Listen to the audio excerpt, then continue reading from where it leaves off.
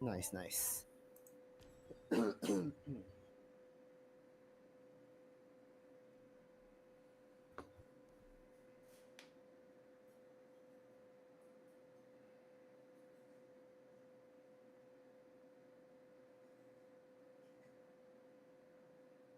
And we are live. Welcome back to GuildsArena Season 8. Looking forward to the final day. I'm here with my co-host Ray Ash. How you doing, my friend? Yep, I am doing great, and I am excited for this last day of this season 8. We're gonna take one more look at the semifinals, and whoever wins that round will get into the grand finals. That's the one. They will play Aya Esports, our final semi-final. Oh, which we're getting straight into the drafting. Let's go. Is Makiling Esports or Makiling Esports versus Otog Ego Esports? You got the latter one right, Makiling Esports. That's how you pronounce it in the Makiling, Philippines. okay. But I Yeah. digress. You're getting straight into the drafting phase, and first off is gonna be the Minotaur band. So we're gonna focus on the roamers right now, but I think the status quo still remains. The Harith still being OP as ever, but I'm not gonna be surprised if there are some sort of out of the mill decision making that we're gonna be seeing from both teams. So hey, I'm all ears. I'm all eyes. All ears. And we are seeing that Nolan ban. So more of an assassins. More of an assassin ban. So we might be able to see some more utility junglers, namely the Hmm. Fredrin as well as the Baksha, since the Barrett is also banned. So we're gonna choke out some of that options. But then again, the Harith, maybe the Matilda is open as well, even the That's Arlot. right. In this Barrett's.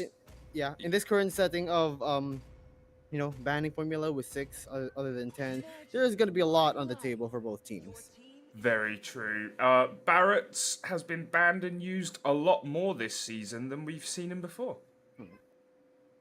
Yeah, utility junglers, those tanky title junglers are still a hot commodity until this day. And speaking of commodity, the Harith is banned, and the Matilda being first picked by McKilling Esports. Yep. Very solid Hmm. start. Nothing too out of the ordinary. Both teams know each other a little bit and they'll have watched each other and seen each other's strong points throughout the tournament. And like I said, the Arlot gonna be in contention as well as the Fredrin. Now, like this is like very normal so far. And they are hovering over Arlot, but they should be picking it because I don't think they're gonna let go of a pick that good in this current meta. But from Killing Esports, I am not questioning the fact of I'm not questioning the possibility of a Baksha being picked up from Killing Esports to synergize with the mobility that the Matilda provides, and maybe a There gold it laner, is. and there it is. And now they could pick a gold laner, but instead a Yu Zhang being hovered there, and I believe the Yu Zhang is a good lane counterpart against the Arlot with Mm, huge amounts of sustained and damage output from his passive that the Arlot couldn't bear much to go against. It's not a huge counter, but in this current situation, the Yu Zhang most possibly would win against the Arlot, but it's still a skill matchup at the end of the day. And for the last ban is gonna be the support. Now it's a mirror draft right now in terms of roles. So the mm. Florin is gonna provide rather the global healing that she got, and it's a good synergy against the with rather it's a good synergy with the Fredrin because of the global healing, the stuns that can aid just a little bit in terms of crowd control for their team, The Navaria ban. It is in despair that as I well see as the the Nathan. forest So a mid lane choked out from Killing Esports as well as a marksman option or a gold laner option choked out from Auto Ego Esports. But I'm not gonna question the Claude being picked up. If not, I can see a Roger coming in. Yep, those two would definitely seem to make sense. They've appeared a lot in these lineups. Okay, so you're gonna save that for later. Lilia's gonna be a pick up, and considering the amount of dye that's coming from Makiling Esports, hopefully that Lilia for Auto Esports would be able to slow them down a little bit so that they can land more of these skills in favor of Alter Ego. But for now, the Claude is going to be picked up from Rikili Esports, and I am not questioning the Vixana. She is really good in this meta, so that's going to be picked up. Going to complete the lineup from Rikili Esports, and yep. And just flex your pool, flex your pool. Who do you think it is going to be? What do you reckon? What do you reckon? I think they are gonna go with a last second change to Rod. No, they stayed with the carry. Roger. Okay, Carrie, you're run of the mill tank killer, and yep, seems to be the answer against the Baksha. So yeah, full on utility, and yeah, nothing too much from the ordinary between both teams. But I am interested with the Florin Fredrin interaction because it does.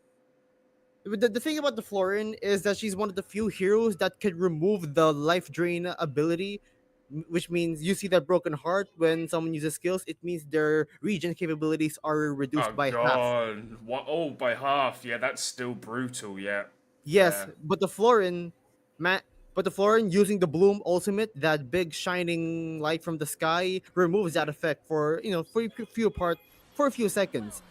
So hopefully that will bode well for Auto Ego as we head into the Land of Dawn for our first match, best of three by the way, in the semifinals between Makiling Esports versus Auto Ego. Indeed, in we go, and yeah, early game is going to be interesting. We've seen a lot of matches over and snowball straight away from the early game, so both teams will be looking to avoid that or cause that. Yeah, I don't want to see any more like what call it, big snowball, big stomp type of plays. I want both teams to have to show a really good fight. Yeah, agreed. It would be lovely to get a strong back and forth, and these two are strong teams, so it could well be the case. Yeah, might be the case here as we're going to see a contest instantly on a small camp. And again, like even the smallest things, like something as you probably think that that small camp, that little green dots you see on the map are kind of insignificant, but farm is farm. So that's why like a lot of teams are contesting this stuff right now because you really want to slow down. You really want to get as much lead as possible, whether small, whether big. A lead is a lead. Yeah, and explain to people what this little green eye does and why the teams go for that.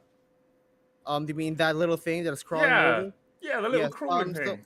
yes, that provides vision. That provides vision against the opposition, so no team would want to be in the line of sight of that Right, little lethal wanderer. And it also gives a good amount of XP, so whoever gets it gets a vision control advantage. right. Yeah, it's definitely important. I think a lot of players won't notice won't know that it also gives vision. That one's very important to grab early on.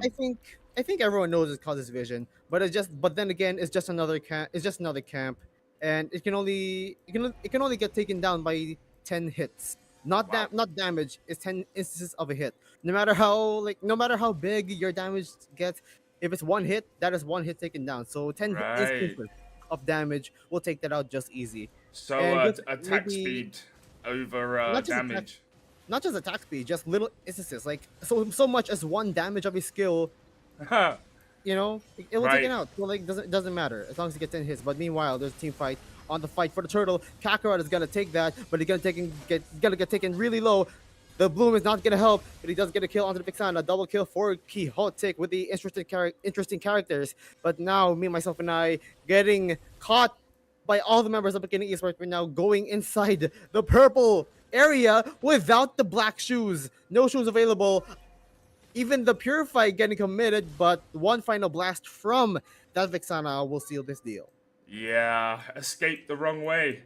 Okay, the wrong way. Like, where's the there's only the wrong way when you can't go to the right way. If you think about it, that's because true. because he's being barricaded by the members of McKinney Esports. Yeah. So yeah, but overall it's a win. Yeah, it's a win for McKinney Esports right now. And me, myself, and I, you wouldn't be in that situation, right? You even exhausted your battle spell. So for the next 50 seconds, if you get crowd controlled, you might as well stay safe behind the team. Auto Ego should be safe in trying to get their camps right now. just trying to alleviate that minor gold deficit that they have.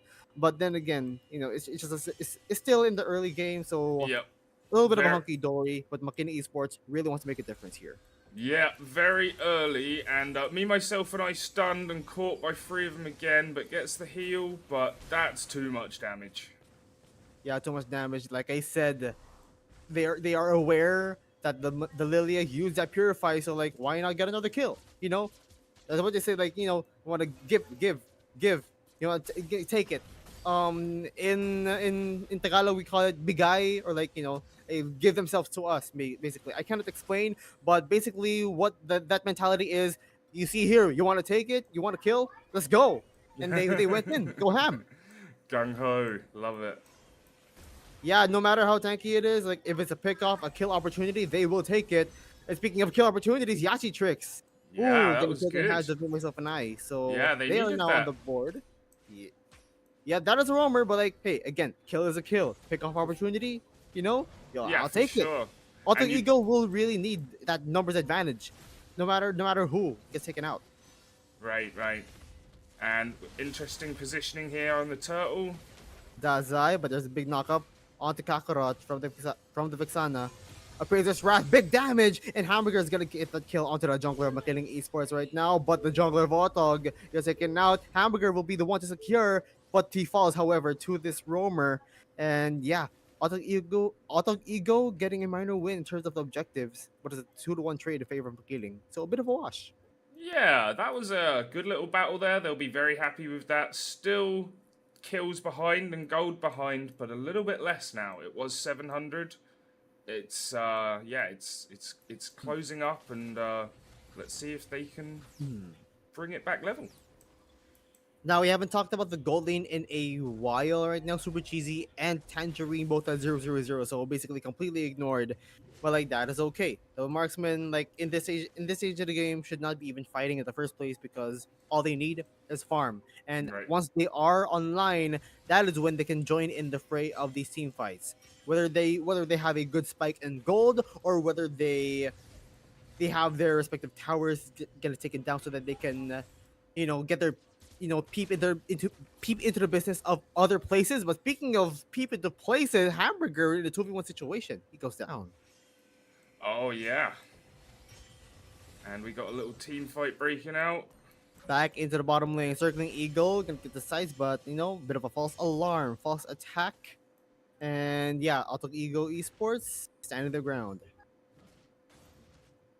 For sure, super cheesy and team members managing to keep them at bay, but back over at middle.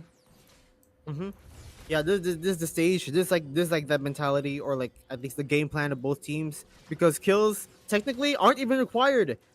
Take down the tower, take down the objectives, and try to get your farm up to at least get them to very low. Speaking of very low, Kakarot is gonna get melted down by that blazing duet from the Claude. He is now on the board. And meanwhile, Big Blast once again, Nixu dealing a lot of damage, but there's a big final slash controlling Claude, Yu Zhang rather, and the minions. They don't want that tier 1 and mid getting taken out. But with all of that commotion, Dazai in charge of the turtle. Can we take a look at that, please? Thank you. Mmm. And yes, it will. Okay. Third turtle of the game, secured by McKinnon Ego. And yeah, a lot of things taking Yeah, place all throughout the over the map. field. Yeah. Yeah, everything is going on, and McKinney Esports is gonna take advantage of that, one step ahead of Auto Ego as of this moment, and yeah, gonna ride this momentum somehow. Yeah, they managed to retake the gold lead and extend it further now. So, yeah, it's all on Otogigo to do something a little bit different. Something a little bit different. What do you think? What do you think is the game plan? If you've been understanding the game, for more than 8 seasons, I'm pretty sure that you would know the gist on what these teams have in store, what these teams have in mind in order to take these games. Because right now, like in this current meta, anything is possible. Yeah, very true. So, having seen both teams play quite a bit, they are both somewhat patient and late game Mm-hmm. strong. So, they're both trying to come online for the late game, it looks like. And that's why a few less kills than some of the other matches. They're being That's far true. more tentative than the other teams. And you usually like those things are like, so some people say that these type of things, these types of matches are kind of boring. There's no kills. Oh, like there's nothing's going on. Well, that's what the macro comes. That is where the macro comes in. Like sometimes, like again, kills are technically not required, but Yeah, like yeah, you agreed. do need to kill. You do need to kill to have some conversions to get set objectives. And speaking of that, see that the members of Auto Ego getting zoned out by both the Matilda and the Baksha, if I believe, just so that Tangerine gets an opening to take down the tier one on bot. Yes, very impressive, and exactly that's the kind of plays we mean, and I mean when I say they're more tactical, they're more cautious. It's not necessarily all out action at the start, but once they come online, it will be. And once one team feels they have the upper hand, they'll start to push aggressively. So yeah, both teams very similar in that mindset. We probably might see a different scene in this first Lord fight of this game. Makini Esports gonna squish that over to their side. Black Dragon for being committed, but there's a final slash also, and everyone's gonna collapse onto this area. And there's so much skills going on right now, but Nixu is gonna get taken down. The Blazing Duet is gonna kill onto the floor, and Nixu getting the last hit, make a kill for the Yuzhong. Tangerine gonna go down once again.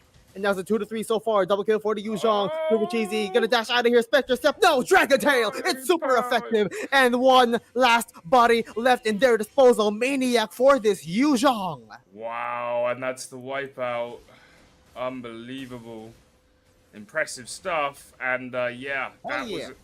that was exactly what I was talking about. When one team, I mean, I know it happened over the objective fight, but Hey man, hey, whatever is necessary. It is necessary. You want to take the team fight? You're not gonna try to turtle up and back. Try to get those cheeky kills. But nah, we want to fight. We want to fight, and we get what we want. First Lord going over to McKinney. yes, very impressive there. And Otog Ego will be looking for a response. Not out of this yet. Still haven't got the gold hasn't got two out of hand, so that they can't come back. But yeah, it's getting harder. Yeah, not a big problem for not a big problem for Auto Ego under a 4K deficit. But again, hey, like think about this. It's just our first Lord of the game, so it's gonna get taken out relatively easy. But still, the Super Minions are gonna be a problem for Auto Ego Esports because McKinney Esports will may have try to take advantage to take down a little bit more turrets, because Yeah. Auto Ego, their outer turrets are gone, inner turrets are going to be up next in contestation. Auto Ego, hopefully that their high ground is going to be very much effective for this next coming fights. Indeedy, and whilst the Lord is over on bot, they were pushing all three lanes at the same time just so that the Lord could get an easy run at that tower. Yeah, usually that's not going to be the end of the game, but not the end of the world for Auto Ego Esports. But those are the end of the second row of towers on their side. All inhibitors are left. We're gonna see a big knockout from Nixu, but then again, it's still in the name of defense for Auto Ego. And yep, the midi lord also gets taken down. So like, yeah, it's gonna Good turn into a really huge defense. advantage. And because of the tower takedowns, they extend this goal lead. Yes, indeedy, and Otog Ego are going to need to get their farm on and get a couple of defensive stands and pickoffs to turn this around from here. Yeah, what do you think is gonna be the turnaround for Auto Ego Esports? Like, I'm gonna explain to you like the amount of crowd control that they had as well as the sustainability, but in interaction with the lineup of McKinney Esports, do you think that is possible? Not easily, no, but maybe if they can draw them onto a tower, get some kind of misplay, make them make a mistake, then maybe, but very difficult. Something like a counterpunch per se, yeah. Exactly. Yeah, I'm gonna see. We're gonna see if that's going to be the case because I'm seeing that Yachi Tricks and Quixote are notorious for a lot of dives. But the Arlot, he can only do so much. He is not that mobile in terms of, moving around the map, but he is going to maximize everything that he can to crowd control everybody and dash in with the vengeance. Dash. Dash out and recall. As well as the final slash. He has to get into that position. That is what we mean by the counter punch. That final slash should place them into their tower. Into their towers if they're lucky enough, if he's well positioned enough, Right, exactly. you know. And yeah, those are the kind of little wins you need to get. And yeah, here's the second Lord. Look at Hamburger. Look at that angle. This angle right here is my seal the deal. But there's a 45 situation in favor of McKinney Esports right now, and the Fredrin gonna get healed up by the Bloom. And yeah, no dice from McKinney Esports on the kill, but a technical knockout for Auto Eagle Esports. They might not, but they have a chance to go. But nope, it will not. Dazai secures it with the help of the zone, securing the perimeter against Auto Eagle, and big disengage. Yeah. They tried to get in position for the steal, could not do it. Oh my god, Tangerine with a malefic roar. Penetration. Penetration. Yeah, let's pull up those items Oh quickly my whilst... oh my goodness. The 14th minute, the Claude is already in full build. I just realized. I thought it's like the fourth or like fourth item. It's actually the last item that the Claude built. He is way online now. Just one blazing duet. And think about this. How many different items does the opposition have? Auto Eagle Esports, 1, 2, and that's it. Tangerine is gonna have a swimming time. One blazing duet with a good setup by either Dazai or Yati Tricks. Whoop that trick, man. Tangerine gonna melt people down. Yes, indeed. And we have the Lord coming in onto the bottom inhibitor. Big strike, and the tower goes down.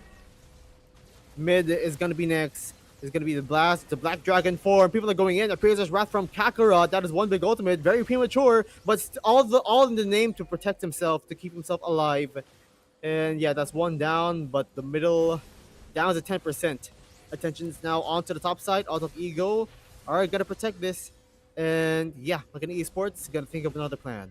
Yeah, wait for another Lord or get some more farm on, but that was an okay defensive stand. No kills out of it, but they're not dead.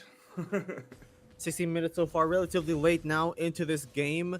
McKinney Esports leading with an 8K goalie this time around. There's Edmund Lord, Eternal Guard from the Vixana, and Auto Eagle Esports are going out of their base. Circling Eagle, but Dazai actually goes down. Black Dragon form gonna move on to the back line. Yasi And- Tricks and company. And This that's engage- what they need. Bit more of that, and they'll start to give themselves some room. Yeah, the jungler is down, means to say that there's not a lot more. There's no longer the threat of jungle takes for the Fredrin. He's gonna need a little bit more farm to be a little bit more tanky per se. So Auto Ego manages to get out of the base, and there it's gonna be their turn to try to do something. Yep, let's see what they can do here. They still massively behind, obviously, but that has at least pulled it back a little bit. Yeah, Giving an them a attempt shot. an attempt to go for the mid, but like, okay, Mini Lord, Eternal Guard, I choose you to take down this one cannon minion. So, hey man, again, all in the name of protecting map control, you wouldn't blame them, right? Also, the no, cooldown, no. not at all. You wouldn't like think about this. Like, it's just map control, right? The more towers you get taken out, the more control the other has on the map. And think about this: this map is all blue right now. Only one tower getting taken down on the bottom side. At the very least, that's gonna be one flank angle for Auto Ego to utilize in this, I believe, third Lord of this match. Yeah, and they're in position this time, in a much better position for the steal. However, Tactical reset from Dazai.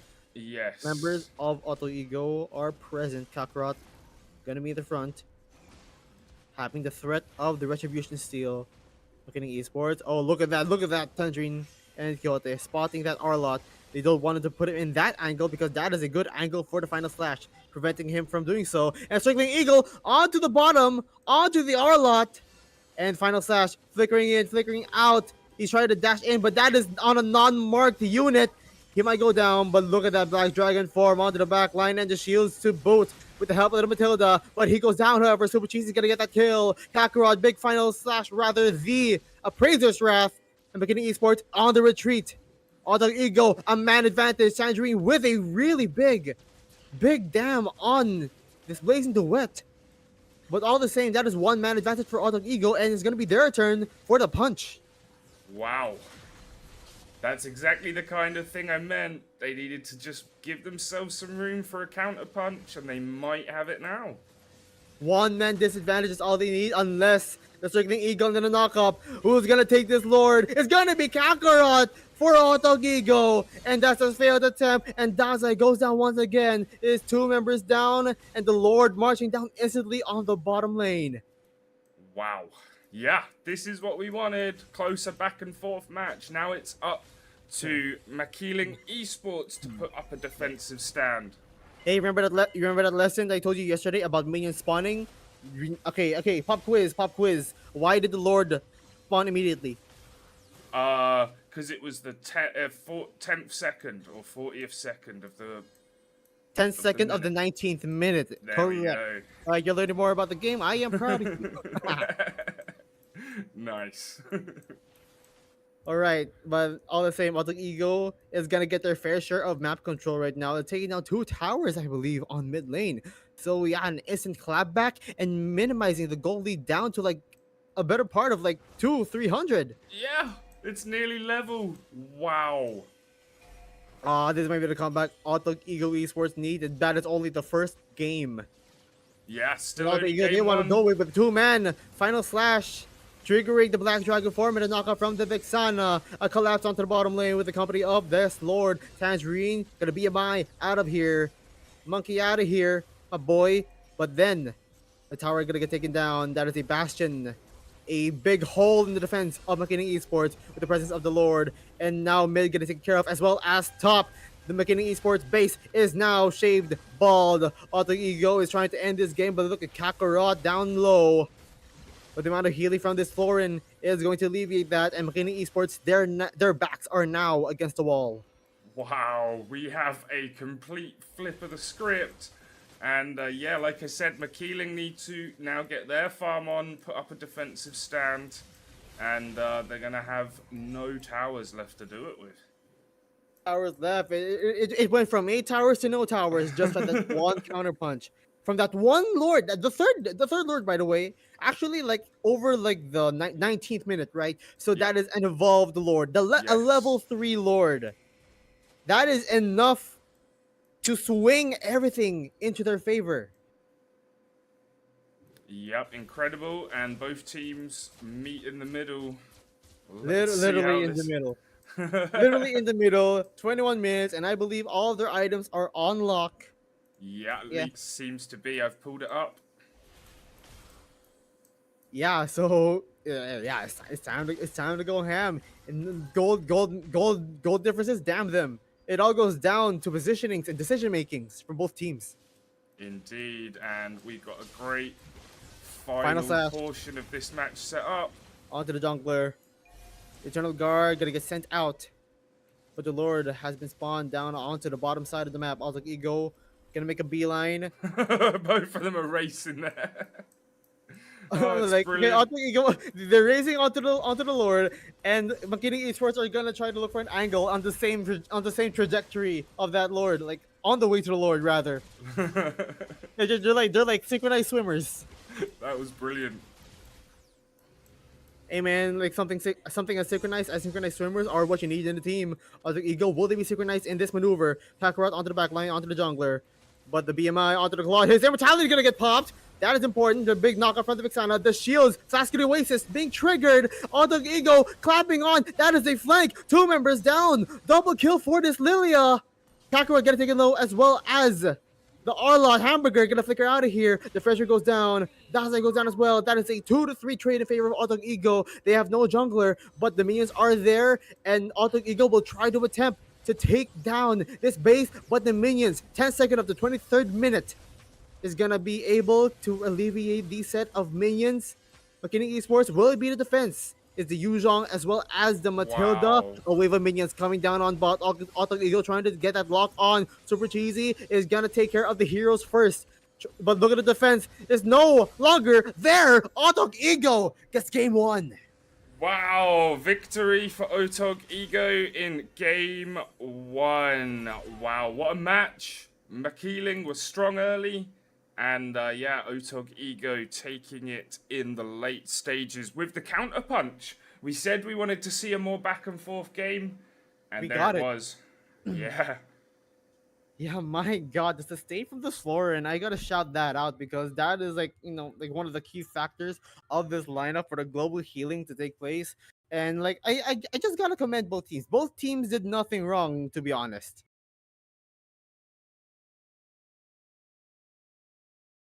Think about this. Think about this. Makina Esports got that really good early game, tried to get control onto the map. They choked them out up until the last two turrets, but like that one big lord take, one big counter punch, you know. I just can't. No words can explain how well the flow, the story of this match overall is just Yeah, that's a brilliant. great one. Great match. And let's not waste too long. Let's get straight into the next lobby. We will be back in 2 minutes with game number 2.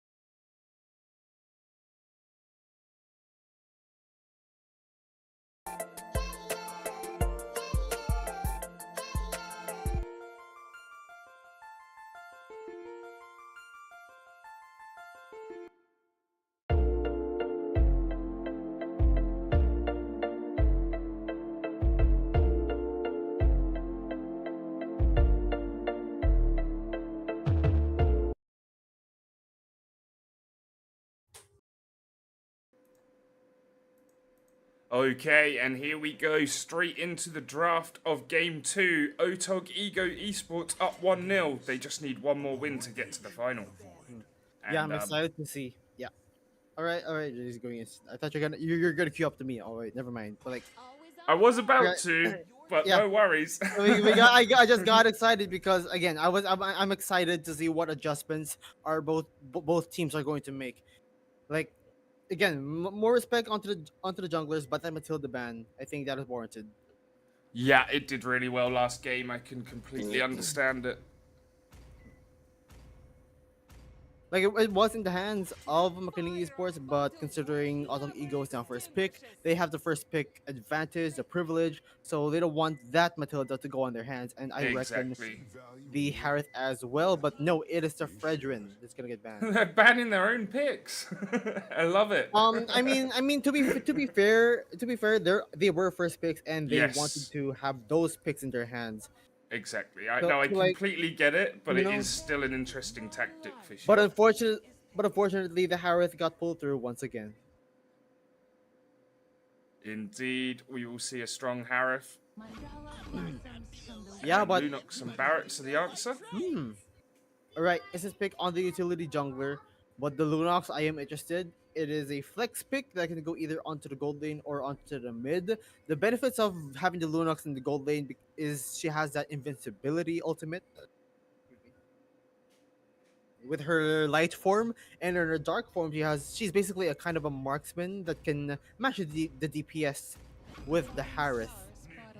But Auto Ego are gonna go to their status quo and just pick up their usual comforts for map control, namely the Novaria as well as the Baksha. So more utility junglers right now. Yeah. Yep, solid picks. Nothing too crazy. Nothing that we didn't expect or haven't seen in previous matches. And the Yu Zhong. And Quixotic. Again with those characters, like I can barely read it, but like nonetheless, Quixotic. Yes. Quixotic. But I digress. Yuzhong in the hands of Quixotic once again, and like he did get a good performance. Like the flanks with the Black Dragon form, the threat is still there, and he did it well. And it's more warranted right now since Autumn Ego has her hands in the Novaria, which via the Black Dragon form he has good access onto the backline.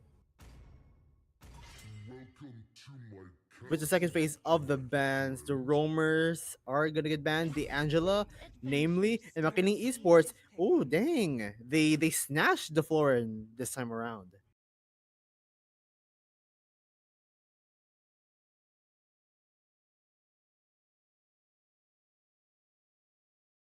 Yeah, snatching that Florin in the hands of Auto Ego. Like, okay, we're a second pick, but like, you have the luxury of having like healings everywhere, so we're gonna take that.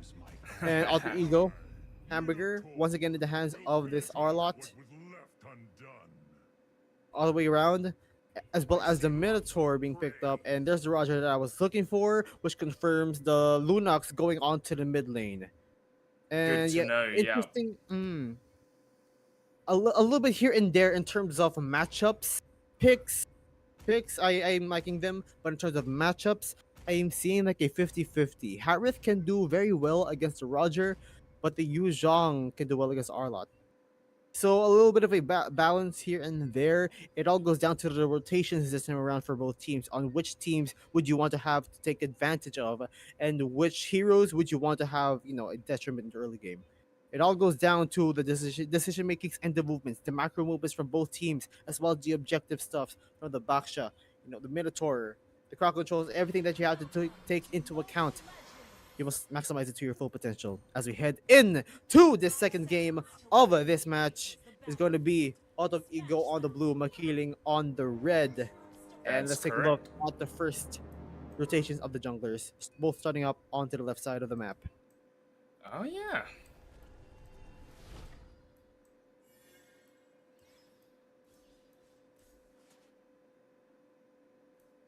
Yep, it is a blue first for the Baksha with the instant rollout.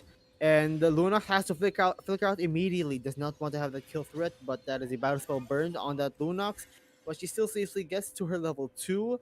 And the big star shadow to check the orange buffs, which confirms Dazai is still attending onto that small camp up on top. So farming uninterrupted, but the Novaria being gutsy wants to have an attempt again. Star Shatter barely steals it, but still Dazai secures it for his team. For himself. For his team and for himself. And if it's for himself or his team, it's still a benefit. So like, nonetheless, right? For sure, exactly. And wow, the junglers level fast, huh? Jungle, hey, they're supposed to. They're supposed Yes. to. Yep, in the first minute, 20th second, both junglers hit level 4, so ultimates are ready for both of them. And speaking of ultimate, let's welcome Num Num, what that mouth do, but a big knock up on from that Minotaur. First blood going over to the Baksha. Oh, missile expert barely. He has to flicker out of here, but Dazai eats up a face full of Star Shatter from long range. And yeah, 1-2-1 jungler for jungler kill. Haha! Wow, what a nice little start. Early, very close, 200 gold in it. Nothing really yet. Oh, what a pick off. Oh my god. Wow. I was chatting to something important, but like, what happened there, man? Double kill pick off by Quixotic in the bush. Unbelievable. Oh my goodness. Really? Onto the back, that's what I was talking about for that Yu Zhang. Really, really high early damage, and he has the luxury of that. But Kakarot, however, steals it back. So Honor Ego gonna turn it into level. But like, man, I Yeah. got caught off guard right there. That was crazy. Double kill out of the bush. Like, oh, I got one of you. Oh, I got another one of you. Really? yeah. Oh my god. Okay, I'm pretty sure. Okay, think about this. Quixotic, I believe he has the Festival of Blood second tier talent. You couldn't see it on the, if you'd fancy, you would like try to open up the menu, but it's gonna cover up the whole screen. But I like, won't, yeah. man, but the small things I have to take into account. So like, it's your choice to show it, to show the UI. How do I do Um, this one? You click like on the top bar, you will see like the full screen of the itemizations. May you on the very top bar, like the literal timer gold thing. Oh, no. Oh, Yes, okay. and click on the talent of the Yuzhong, the quantum charge. Click on the icon of next to the petrify. Oh, yeah, okay. This Okay, one. hold it. Festival of Blood. Okay, you may click out now. Yeah. So Festival the of two Blood. kills. Okay, the two kills the Yuzhong has increases the amount of lifesteal, or rather spell vamp, which means it's very beneficial for the Yuzhong to have those two kills. He's gonna be extra sustainable. Wow. Yep, Yeah, impressive start, but the gold lead's still not too crazy. The match is not out of hand for either team. but look at that big dark ultimate. Me, myself, and I does not escape. But look at that escape with that Lunox ultimate. Good pivoting with those skills. Yes, indeed, Mackling looking strong, trying to take it to 1-1 so that they can get a game free. Oh, Tangerine gonna get killed by Super Cheesy. Super Cheesy has a kill on the board. The Minotaur jumping in. Yashi tricks. Has to flicker out. He gets taken out by Hamburger. Kakarot is gonna secure this turtle for his team. Big knockout from the Minotaur. Good initiations. Dazai gotta go down. Super Cheesy in the hands of Nixu gets taken out. Big. A lot of difference makers all over the map. One more kill in contestation. Quixotic might be alive, and that is the effect of that Festival of Blood. The added lifesteal or spell vamp, turning 8% to 9%. That 1% made a difference. It really did right there. There was 1 HP left. See, the small things, the small things that you have to take a look, that you have to take a look at. You know, there are some cases where viewers are gonna say, "Oh my God, what happened?" Or like, "Why are they doing this?" Or like, "How did they survive?" You gotta take a look. You gotta dissect it bit by bit, no matter how small the difference is. Sometimes Very it's good big. It's point. big. Sometimes it's 1%, and it does make a difference. It really does. That added number from the lifesteal provided from that dragon tail is enough to keep himself alive. Yep, no, that was good. I'm glad I learned how to do that as well. It's a useful thing. We'll definitely check useful out. thing. You have to be fast in your hands on which talents that they want to look at next time because that's gonna be in the hands of the viewers right now. But hold on a minute. Oh, big ultimate from the Barretts. Kakarot is gonna go down, and McKinley Esports is happy with it. Okay. I'm going to say this. If you're going to learn about the UI stuff, as particularly in the talents portion, because those are just as important right now. Right. No, yeah, that's good. That's good to know. We'll definitely make sure to utilize it more. Yeah, but like that is it's a little bit wonky to use considering you're trying to like it's in a full screen UI and you have to like click on a specific icon to do it, but you have to I'll do it get used fast, to it. to I'll get get used used to to it. it. You gotta Yeah. get that speed on it. But meanwhile, Hamburger gonna get taken out by Nixu once again. So that's a man disadvantage for Autog Ego Esports. Makini Esports in advantage right now, but big black dragon form knockup from the Minotaur. Dazai is going to secure it, but a four-man Minoan's Fury. Everyone jumping like a trampoline. Dazai is gonna go down as well. Double kill for Kakarot. 3 members left from Makini Esports, but Tangerine is gonna get the kill. Revenge. Kakarot gonna go down. Wow, so And a 2-1 3v3 trade. for a second, but obviously Otog will, yeah, be at 4 quicker. So, yeah, what a fight there. Yeah, and with the result of a man disadvantage and Auto Ego trying to scramble for an advantage, a tower gonna get taken down. But Nixu, no mana left, and in danger of a Star Shatter, but barely comes out. Yeah, gets away just about. Hold on a minute. Zaman's Force is gonna slow them down, like and pounce. But Super Cheesy locks onto this turret. McKinney Esports gonna be down 1 tower, and yeah, a bit of even trade on the bottom side in terms of towers. Yes, indeedy. Yeah, like okay, like I really got to talk about like these talents right now. I want to assume the hamburger has a common emblem, which provides a good amount of mana and HP regen to keep him having to keep him with the skills, right? And super cheesy, I would assume it is the mage emblem plus the inspire, not the battle spell, but the first tier talent. That is a big UI. You don't have to turn it on. Don't have to turn it on. It's your choice. But like for the viewers. But I would assume that because Mage Emblem provides 5% cooldown reduction and an additional 5% from that first tier talent. And Super Cheesy, I would assume he does have the cooldown boots, the magic shoes, as well as the Stadium Scythe, which provides him another 20%. And that in return gives Super Cheesy an unlimited amount of dashes while he is on the Zaman Force.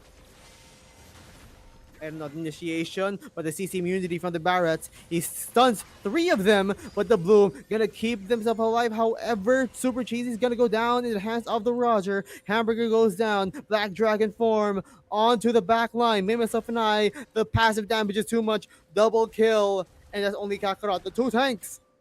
Trader ng Pinipig and Kakarot Wow, and down to they are low. low too, yeah. Yeah, 9 minutes of the game. That is go signal for McKinney Esports to take down this first lord of the game. Yeah, they'll be a lot happier with how this match has gone, McKeeling Esports, because it obviously game 1, they were doing well early, but it got turned around on them in the mid game, and they've managed to sustain it a bit more in the mid game this time. Okay, McKinney Esports must set it right this time because remember the first game they got comebacked. Yeah, exactly. So okay, will it be shades of the first game? Because like then again, it's like that like what's it called? Very even in the first parts, back and forth, and then McKinney Esports got the better part of advantage. They had a wipeout as well, but for some reason, Auto Ego got a counter punch as well, and then they got the comeback to take this first game. So hopefully that we're going to see a different scene or like some sort of adjustment. But I expect a really good show. But look at that damage from that Lunox onto the Minotaur. I assume he doesn't have a magic defense item because he built the Flask of the Oasis to amplify the healing capabilities. There it is. Yes, indeed. Yeah, Flask of the Oasis first item. So, but the Minotaur may be a little bit squishier, but he is a better healer. He is a better healer so far. He is on his way to his dominance ice. He's going to mitigate the regeneration abilities from the Florin without the ultimate as well as the Yuzhong. But there's still a long way to go for Auto Ego to have that advantage, especially the counter punch that they've been looking for, just like in game number one. A good initiation from the Minotaur or the Arlot with the final slash. Looking at esports, they do have a little bit of leeway or a bit of a lifeline with that Florin, as well as some survivability. The Black Dragon form can go onto the back line or like go out of the fight. Tangerine has some iframes from that like in pounce. Even the light ultimate from Nixu, who is currently 5-1 and 4. And I'm curious about the items here. Let's pull them back up. And just like that, we are seeing three penetration items, triple penetration, pause, and the holy crystal on the way. Remember that holy crystal. Remember is just like the magic blade of despair. Three magic wands as a component for that expensive item now. 185, Wow. 185 magic power that the holy crystal provides, and an additional percent of magic power depending on your level. This Lunox is going to hurt. One blast from that second skill will melt people down like 10% per hit. I'm going to like pull up my game for a moment. Might as well explain like what's going on inside the map.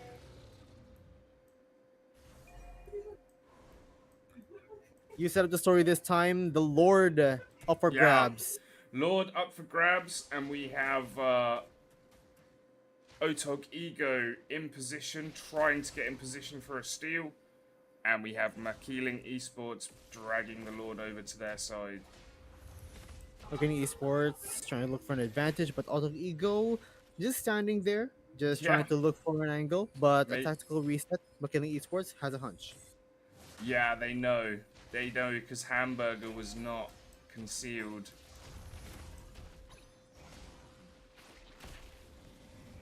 So, from what I'm seeing here, is just 2.5% of the target's max HP. Yeah, the Lunox has what do you call it? The Lunox has HP based damage. So no matter how tanky you are, no matter how much HP, it's still HP based damage. You're gonna get melted down.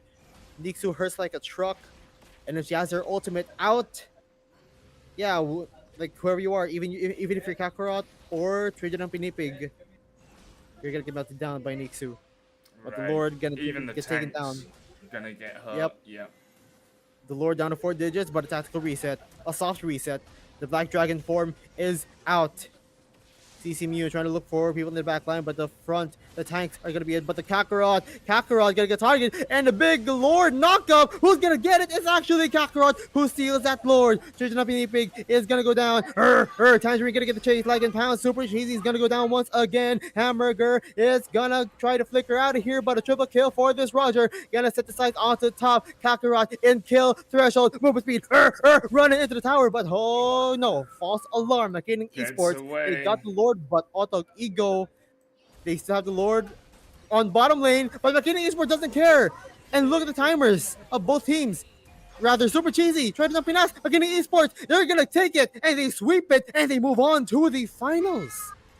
No, Makiling have taken one game, so it's 1-1. Wrong call. My goodness. No worries. It's 1-1, and we will go to a game 3. Impressive.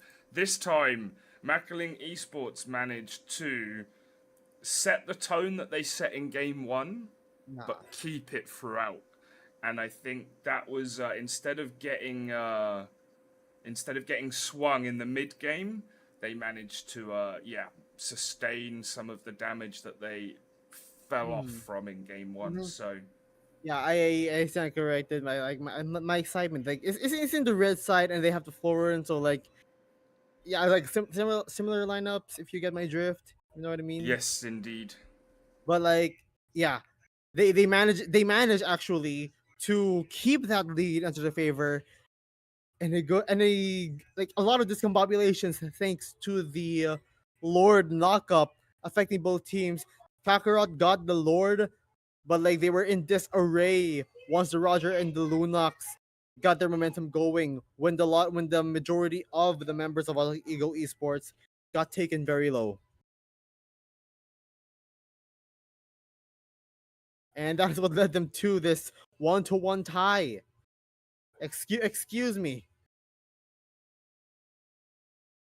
But like, yeah, we're not Yeah, gonna waste any more time. Let's get on to this rubber match. agreed. Let's do it. I will get the lobby set up. We will be back in 2 minutes with the third game of semi final number 2.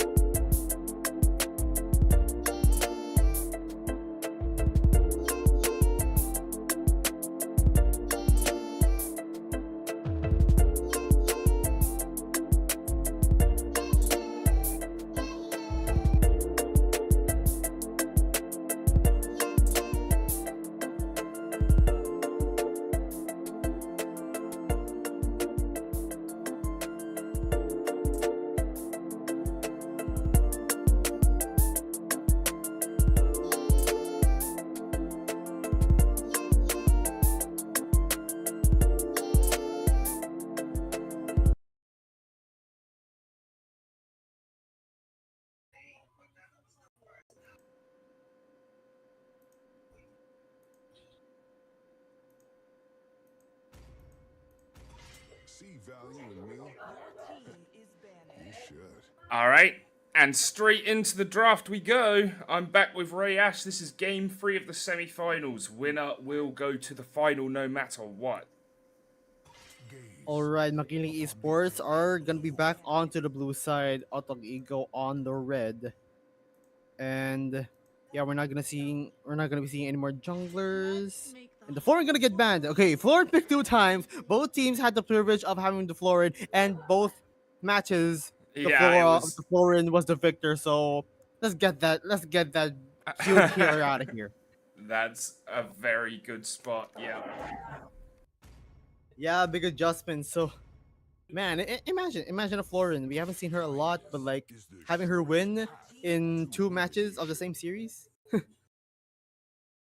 It seems in particularly in this series, it seems to both of them that yeah, Florin's a hot commodity. Florin's like a key to victory for some reason, so might as well put her out of the picture as well as a Yu Zhang. Once again, like two times in the hands of Quixotic.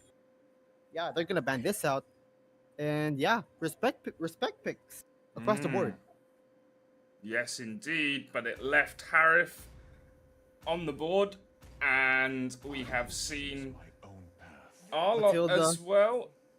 I expect a Barrett for Makiling Esports to deny the combo of the Matilda and the Barretts because Barretts usually is very immobile, but with the help of the Matilda's guiding wind, he could turn into a pterodactyl. But like I said, gonna deny that. Yes. Flying Dino, pterodactyl. Yeah, that is going to be denied. Quixotic going to be forced onto another hero, and it's going to be the Terizla. So an extra bit of crowd control, so that makes him the marquee initiator of this team, unless a roamer will take that role. And the Arlott this time is gonna try to go against this Terizla. But a first phase Moskov this time around, out of Ego Esports are going to take the Lason route or the Venom route. Yeah, they're gonna be a ticking time bomb now to not get the Moskov into the late game because, like I said, he scales Yeah, really well, when he and a comes ticking time online bomb late, hero. we've seen incredible melting damage from him as well. It's wild. Yep, the Venom being applied means Makiling Esports it's not gonna kick in early, but it's gonna slowly corrode them inside, and that's what the Moskov is. In that, that's basically what the Moskov is in this matchup. They did ban the Baksha, which is good, so they're gonna be forced onto another pick. No, like very less utility junglers, but the Martis is left. Now Martis is actually in a shaky spot right now considering the patch, and I want to see this chip, please, please, please. Odette. Okay, you haven't seen Odette a lot, but like she's a one of the more underrated picks in my opinion. She deals so much damage and gives a lot of area control because her ultimate, her the Swan Song, is very huge, and we have the chip in our hands. We get to see this fox on the hovercraft in action. Nice. I've seen him on the main screen, but I haven't seen him But in the tournament, so not this in should be action. good. Out of ego, I like that choice of the Faramis, since there's gonna be a lot of AoE damage and a lot of team fighting capabilities from the lineup of Makiling Esports. So Auto Ego Esports will have the luxury of having both the shields from the Matilda as well as the Nether Realm to protect them, giving all the team an extra bit of HP. Yes, indeedy. So the two teams, Terizla Chip, Harif Barrett Odette, Faramis Matilda Arlot Moskov, and Martis for semi-final game number 3. Winner goes to the final. When it goes to the finals, and my brother in Christ, you should see the chip in action because he's going to cause disarray because of the global presence. If you take a look at the minimap, you see 4 extra dots from all courses of the map: 1, 2, 3, and 4. That is actually Chip's special skill, an extra fourth skill to have him rotate around the map, which is called Y Walk. So basically, if you played Among Us, it's like venting Yep, he can jump for a vent and come out. onto another. Exactly. And those are beacons that Chip can utilize to rotate around the map. But speaking Yeah, of rotate around the map, he commits the retribution. Like I said before, even if you are disrupting, that is even if you're disrupting, if you have no success on a kill, that is information nonetheless. And an attempt to steal, I'm pretty sure the Barat secures it, but Kakarot in the hands of the Wanderer, extra control in terms of the map. And look at the chip. You see that like what he was once on the bottom lane, but now he's at the top, thanks to the White Walk beacons. right, right. These little things with the green arrows over them. Yes, exactly. Yeah. And Chip has the luxury of quick rotations, like a cheat code of rotations. Just teleport onto the other side of the map, and there's only a Yeah. 20-second cooldown. That's wild. Yeah, he is a teleporter. He can provide teleportations to his teammates, and just like that, he's onto the bottom lane, trying to cause disarray onto this Martis Kakarot. Yasi tricks barely in threshold of the kill, but yeah. Also, the reason why he is named Chipped is because he loves chips. That's a nice simple one to remember. And that is his passive because if he is out of the fight for a better part of like 5 seconds, he grabs a bag of chips and he heals himself. That's wild. So he's got self healing as well. Exactly. But Really like cool. that is onto himself. But then again, that amplifies his map presence because he's gonna stay alive. He's not going. He's not. He doesn't have to recall. But speaking of, Kakarot is gonna take this first shot of the game, but he's gonna get eat him up and spit him out by Dazai with the first blood. Dazai goes down, however, into Hamburger. Double kill for the Arlot. Ferdinand Pipina's gonna get popped by that Terizla. 2 low members down. Super cheesy. Oh my god. The Spear Destruction, he teleported that with his own ultimate. It results in a full-on 3-3 trade. And yeah, a bit of a wash. Yeah, a bit of a wash. Gold's pretty much level. Kills are level. Very little to separate them so far. Man, Yastrix got that kill, and yeah. Yeah, nothing much else to say. Like no one's in a complete advantage so far. Was super cheesy. Got 100% kill participation. 102 so far. So he got a bit of gold from that skirmish. So Auto Ego Esports might be happy with that. And super Yeah. cheesy does not get a kill. Does not get a death, however. So yeah. Meanwhile, Tangerine is just trying to stay safe in his lane, just trying to farm. but like Harith needs action as much as possible, as fast as possible rather. Right, Harith is one that needs to be in the fight to come online a little bit more so than others. Yeah, we will see if it's going to be the case here for Oh, McKinney Esports right now. But speaking of, Ed, there's a big teleport. Look at that! Everyone's popping in from that portal, from that shortcut, and the big instant swan oh song from the my Odette. A lot of damage, goodness. and that is, oh my goodness, Spirit Destruction. All the members are there. You should be teleporting. That is vision. So yeah, stay in your lane. Stay in your lane. Yeah, but like, have did you see that shortcut? Yeah, He planted that portal, and basically everyone is there. Everyone is there, popping in just like that in a snap. And also Nixu on the Odette. That is a synergistic, hero combination. The Odette and the Chip. Odette goes through the portal. She is in the middle of the fight, and just one song. All the AOE's are there, dealing a lot of damage, and that's what won them the fight in that bottom lane. yes, crazy, crazy. It was good to see. I'm glad we got to see Chip being used to his full effect there. That was Look great. at the Yastrix on the bottom lane, trying to look Yep. for a beacon, and he's on top, and he's gonna have control onto the back line, but he's gonna get pulled by the Shadow Stampede. He has no choice but to flicker out of here. But then again, the full-on pressure.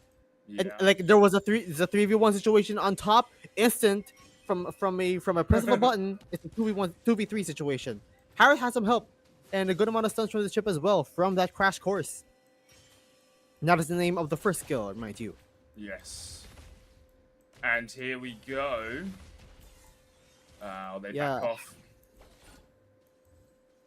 Yeah, a bit of a choke on some resources right now. No fight going on, however. But Yachi Tricks already down on bottom lane, helping out the Terizla Hamburger, eating some hammer time.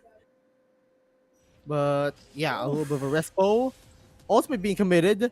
Both flickers being committed. Oh my goodness. Will it be an outplay? 2 dashes from this Arlot. Gets Almost an away outplay, with but he it. protected himself nonetheless. Meanwhile, up on top, Harith, I believe he's on the bottom lane actually. Yep. So they're opting for a swap in lane. A lane swap from the Twizzler and the Harith. I guess that's interesting, although when you've got portals, a lane swap is not as Um uh, well the thing is only Chip can use that. All right. Also, the only way that the teammates can teleport is that Chip can plant the portal. Oh, okay. So he could call someone over to him for a lane swap and then portal But over to the but other the one. portal must have Oh. oh my goodness. Big Swan Song, but again instantly cancelled by the Arla. Nixu goes down, spit him out, but to no avail. Does not slam them into an obstacle, so a safe escape for Otog Ego. Nixu, there's no mage, no Swan Song, and they're gonna take advantage of that. But the tanky Barretts. But hold on a minute, Yachi Tricks once again getting taken very low. Overtime being used for the movement speed. Otog Ego is asserting their dominance right now. McKinney Esports, majority of the members are very low. They're gonna take Yeah. advantage of that. And look at that! What a spot from Matilda! But that's a chip, however. He has no choice but to get out of here. Spirit Destruction. Did it hit? It doesn't matter. Hamburger. Ooh, Man. 1 health. Everything is going on here. Yeah, And that yes, was crazy. he's in 1 health. Okay, there's a lot of stuff that I have to explain, but I cannot do it like all in one time because like Sure. there are multiple like do you know there's an episode, there's an A story, a B story, a C story. If you know that, if you know those TV shows with multiple plot lines from Yeah, different exactly. parts of the There's cast. 4 That is things exactly going that at is exactly like once. that. Yes. Like Phineas and Ferb. There's Phineas and Ferb side of the story. There's Candace part of the story, and there's Perry the platypus and whatever. You know. Yeah. Yeah, I cannot explain it all in once. Right. No, completely understand. When team fights break out like that, there's so many little tactical things going on. Switching gears to the conversation of the chip, he can plant the portal, but he must have a target. Right. He cannot target onto a creep, target onto a minion. He cannot do that. He must use it on a hero to plant the portal to call his teammates onto that one target. And most likely, like I said, is gonna be most likely onto the middle of the map. Meanwhile, the Odette has to flicker out of here, but the Arlott manages to close in on the Odette, which eventually goes down, and a big decimate. Kakarot gonna get that double kill. Wow, swung And it back to Otog, 6-5, and now Otog are in the lead gold-wise, and they are. tower-wise, and kill-wise. Impressive. Yeah, across the map, but it's not that big. And I'm Not pretty yet. sure that you can look at the gold difference right now, but tower difference, I believe, is gonna get even further. Yeah, interesting. And the gold there swinging heavily in the Very much last swinging. Look at the couple of graph. minutes. Yeah. And yeah, oh look at that Moskov. Trinity items on the lock. Corrosion, Golden, DHS. He is online. He's gonna melt down even. He's gonna melt down even the Terizla as well as the Barrett. But I'm liking this itemization right now. Itemization choice from Dasai with the blade armor. So he's gonna get some. He's gonna apply some return damage if ever Moskov targets him. Right, right. Yeah, no, good, impressive choices. Both teams have proven throughout this tournament they are thinking tactically. They've countered each other. It's 1-1, and it's close in the third and final game. Who's going to take it and go to the final? We will find out. And yeah, just like that, if you have the blade armor, if you deal basic attack damage to me, you hurt me, I hurt you. Why or Right. like why are you hurting? Why you hitting Why yourself? hitting yourself, bro? Why are you hitting yourself? Why are you hitting yourself? Yeah, that's what the blade armor does, Yeah, and that's I what love counters. that. That's what Yeah. counters the Moskov in this situation. But considering it's still HP based damage, it's not gonna bode well for Dazai. And considering, and I believe he doesn't have the luxury of the Inspire. He used the Purify to protect himself from crowd control, and I believe it's a better choice. But yeah, that will come at a cost of extra bit of regen from the Inspire. It will give him a massive amount of attack speed as well as life steal. But considering the limitations of the choice on whether he wants to survive or to deal damage, he's not gonna have it. And pick off attempt onto a hamburger spawn song, nobody home, trying to get these dashes. 2-man final slash, but Yahtzee Tricks are gonna seal the deal on the explainer of Auto Ego Esports. No more, But they're going to no get chased other back set of crowd down. control. Portal gonna get planted. 3 members of Auto Ego. Kakarot gonna take down the Odette. And the penalty zone. But look at the Martis trying to deal the amount of crowd control. Super Cheesy gonna get these basic attacks. The chip is gonna go down. Double Shadow Stampede. Super Cheesy gonna respect the blade armor from this Barrett. He's taking care of this Fire Mist. One more Ghostbusters, and that is it. Auto Ego with a wipeout, and they're gonna take Wow. this Lord. Yeah. Would you take the Lord or would you push the tower right now? Considering it's 11 minutes and the respawn timers are relatively low from McKinney Esports, the Lord is the best bet. Okay, good. That's why I asked you. Exactly. Again, like don't assume. There's a lot of misconceptions on wipeouts saying, "Oh, it's endable. It's endable." If you said that as early as 11 minutes, get out of here. You're too overzealous. You're too overzealous. You know that. Yes. I'm talking to the majority of solo queue players out there who like play this game casually, like does not know the limitations or like the mechanics or like the Right, right. time. Just take a look. Just again, take a look at the respawn timers as Right, Yasuo right. goes down. Okay, That in the answers 12. you, Okay, yeah. look at this. Look at this. In the 12th minute of the match, Yashi Tricks was 30 seconds respawn times.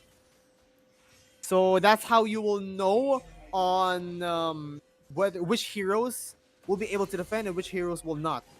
And think about this: there's a 30-second rule, mind you. 30-second rule. That is actually the same amount of the same interval between minion waves. Right, 10 and 40. exactly. Remember that. Yep, yep. But meanwhile, Auto Ego gonna take down this tower. Down for us, gonna go in. Quixotic gonna go down. The Terizla, no more crowd control. Double kill for Kakarot with a Decimate. Will he look for another? Lord gonna get taken down. Super Cheesy trying to reposition. But look at the mini waves crashing down. Big final slash from the Arla. But a triple kill Kakarot. Me, myself, and I gonna get a killing spree. And it's a maniac. And it's a wipeout once again. Auto Ego Esports is going to the Correct. final. Yes, they are indeed. Otog Ego goes to the final. What a match and victory for them. Let's take a quick look at the post-game stats. and then we will have a little break before the final starts. I would say I would glaze on the Moskov once again. He does have the Trinity, and I did point out the counter play with the pickups of the blade armor from the Turizla as well as the Barretts. But good thing for Super Cheesy, he builds up the Malefic Roar as well as the Rose Gold Meteor to protect himself. The shields provided by the Rose Gold Meteor whenever he has low health, as well as the penetration that he desperately needs for the very high physical defense from both tanky heroes such as the Turizla and the Barretts, which is why he is MVP of this game, 10-0-2, 3-0, and 8. But let's not go over the fact that it's a team effort going over here, especially in the early game, with the early damage coming from this Martis, as well as the support capabilities of this Matilda, also using the Necklace of the Rent, so gonna mitigate the amount of healing coming from the Turizla.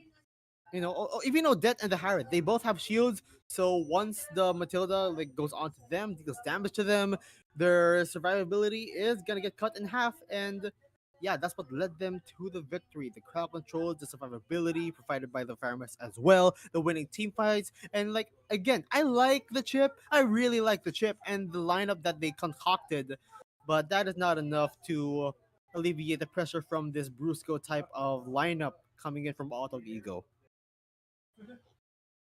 Yes, indeed, it was an impressive performance, and again, like both teams strong. One of the better matchups we've had in terms of closeness. Took it to 2-1. Unlucky there to Pacifism and his team. They will get into the 3rd/4th place match, which will take place in the coming days. We'll make an announcement about that. It will be a fun little event. But So there is one yeah. more match. Yeah, there's one more match to come, exactly. 20 minutes time, we will have the final. We will see you back here for that.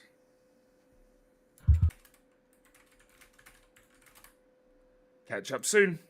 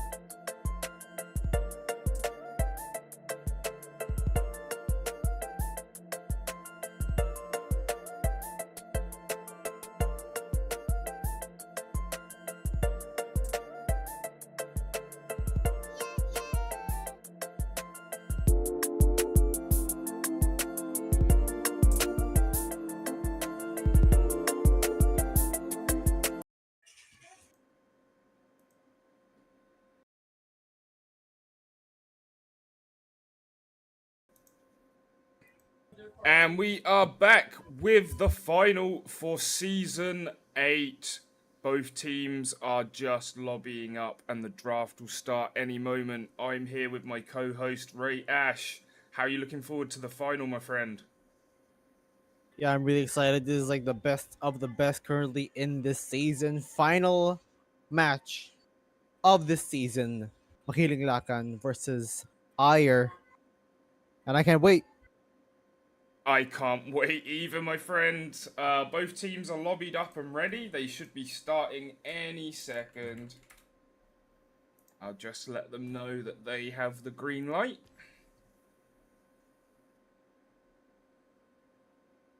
Hmm. Hopefully Ayer have done their homework when watching Makiling in this matchup because, maybe it was apparent that like there was a Florin pick, an Arlot, maybe a Yu Zhang, however, but maybe it's just a reset, if you will. It's a new match, it's a new match, a new set of series, but the same set of stakes. Indeedy, and here we go into the draft. Upon the edge of the void. Still gonna ban up the Nolan, but I expect the Basha ban, or Fredrin. Yeah, definitely. Or we could see the Harif. Like, there's so many strong plays this season that not many would. There's a few that wouldn't surprise me. Hey man, we might look at more surprises, and I mentioned the Florin. It And is you gonna get got it. banned. You called it. Florin was so strong in that last semi-final. I think IRE Esports may have been watching that. Run deep. In IRE Esports, actually, Auto Ego is respecting S Dash once again. Yeah, definitely. They know each other well. Something I found out in the Discord just now. Not only do these captains know each other well, they are former teammates. Oh, okay. That is a bit of a backstory, if you will. Yeah, yeah. Now, Assassin is being banned for Auto Ego. Our esports banning out utility roamers, healers, and shielders. But again, Harith as well as the utility junglers are still up for grabs.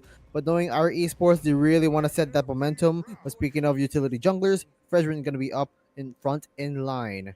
Our esports, I'm still reckoning a Harith and maybe an Arlot. But no! I will choose. Okay, it's an Arlot and a Diggy this time around. Okay. So yeah, they're gonna deny Auto Ego Esports of any crowd control and some sort of initiations because Diggy with one snap, one big times journey, then like everyone can like go ham in the team fight for the next 2 seconds. Right, yeah. He's very strong. We do see him banned a lot, but we don't see him used that much, interestingly enough. Well, the thing is, in the last patch, his damage output is nerfed, but the utility is still there. Right. Picking the Diggy just to purify everyone of crowd controls and marks. So let's see how it will turn to favor for our esports. Auto Ego gonna get their hands on the Harith this time around, as well as the Novaria for the Vision. But our esports is gonna secure a utility jungler in the Barretts. Yep, very interesting for sure. Yeah, so it's not gonna be S Dash, dictating the momentum. Well, he can still because Barrett still hurts despite the tankiness that he has. But not, I digress. Um, Angela being banned here, Yep, and yeah, I Moskov. would Moscow. All right. So a lot of late game damage being taken out of our esports, but they still have they do still have a lot of options. Got a Freudian slip there, but let's see here. Another marksman being hovered. Melissa, I want to see that, but there's a lot of good picks. Carrie, Claude, Nathan as well. I rather the Nathan actually. But let's see what they are going for. It is actually the Bruno, so they're gonna prioritize burst damage and Bane of all rank games, the combination of the Diggy and the Bruno. Yeah, that's Man, painful. might I tell you how oppressive that combination is? Yeah, so can you explain to our viewers and to me why they synergize so well. Because Diggy have these bombs they can throw around to zone out the opposite gold laner, which is the Harith. He can just like, throw bombs at him and zone them out of their minion wave, so that the Harith couldn't farm particularly, and the Bruno has the lane all to themselves. The pressure that both the Bruno and the Diggy apply onto the gold lane, not even Harith could survive. Right. So they to alleviate that, to remedy that predicament, they pulled out a Rafaela to provide a little bit of healing for the Harith. So a little bit of an equalizer, but still that is an answer to this threat. And all the same, that the CC being picked, but the Luna is being picked as well on the mid. So yeah, I forgot Arla's gonna be in the XP lane. So yeah, Lunox in mid, and yeah, very interesting lineups for sure. There's been a lot of like momentum dictations in this particular draft. Yes, indeedy, and some great lineups. Looking forward to this one. We are set for a great match. Yep, Novaria of LCC Harith and Fredrin versus the Bruno, Lunox, Barras, Diggy, as well as the Arlot. That Rafaela pick, 100% reactive. Right. Because Had to be they done. would have looked for some other no some other roamer, but then again they have the Diggy, so like crowd control is mitigated. So yeah, like I wanted the better choices in my opinion, but then again reactive choice. Look at the bottom lane. Like I see that. Mm-hmm. Usually the roamer would try to try to look at the map, try to get some information on the mid lane or on the jungle. But all the same, look at the Diggy, and there's the bombs that I was talking about. Yeah, and Bam, they I push chase you the back and Harith. back, right? And it's just a huge pressure. Yep. And Very. The Bruno, his enhanced basic attacks, his balls are massive. Pause. Look at that amount of damage. Look, look, very oppressive. Look at the Diggy. Yeah. He's like intrusive. He's Yes. intruding, harassing this Harith. Harith would still bode well in this type of matchup. But look at that reverse time. Look at that. You see that? The crowd control that he has. Yeah, Yeah.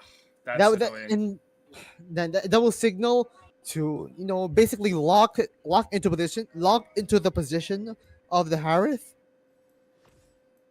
So that is why they sent the Rafaela down onto the bot lane so that the Harith can stay at an HP advantage in the lane. Right. Yeah. Interesting back and forth, and that's going to be the tactical battle that plays out. It seems. Yeah, Harith is trying his best to poke out, but now Auto Ego is aware of this combination, and they're gonna set a lot of members down the bottom lane. First kill for Auto Yeah, Ego. they got sick of it. They're sick of it. Yeah, understandable. Understandable. Usually, like there are benefits on trying to rotate on which lane. People would rather rotate onto the XP lane to give a lot more team fight potential, but they're trying to rotate onto bottom lane just to mitigate the early damage capabilities or the early damage farming to interrupt the early damage farming onto the goal lane, which is Fajura, who would have taken advantage, but Sajizi is gonna take the brunt of everything for now. But then again, a free kill for Auto Ego, you know. Yep, and a free turtle for IR Esports.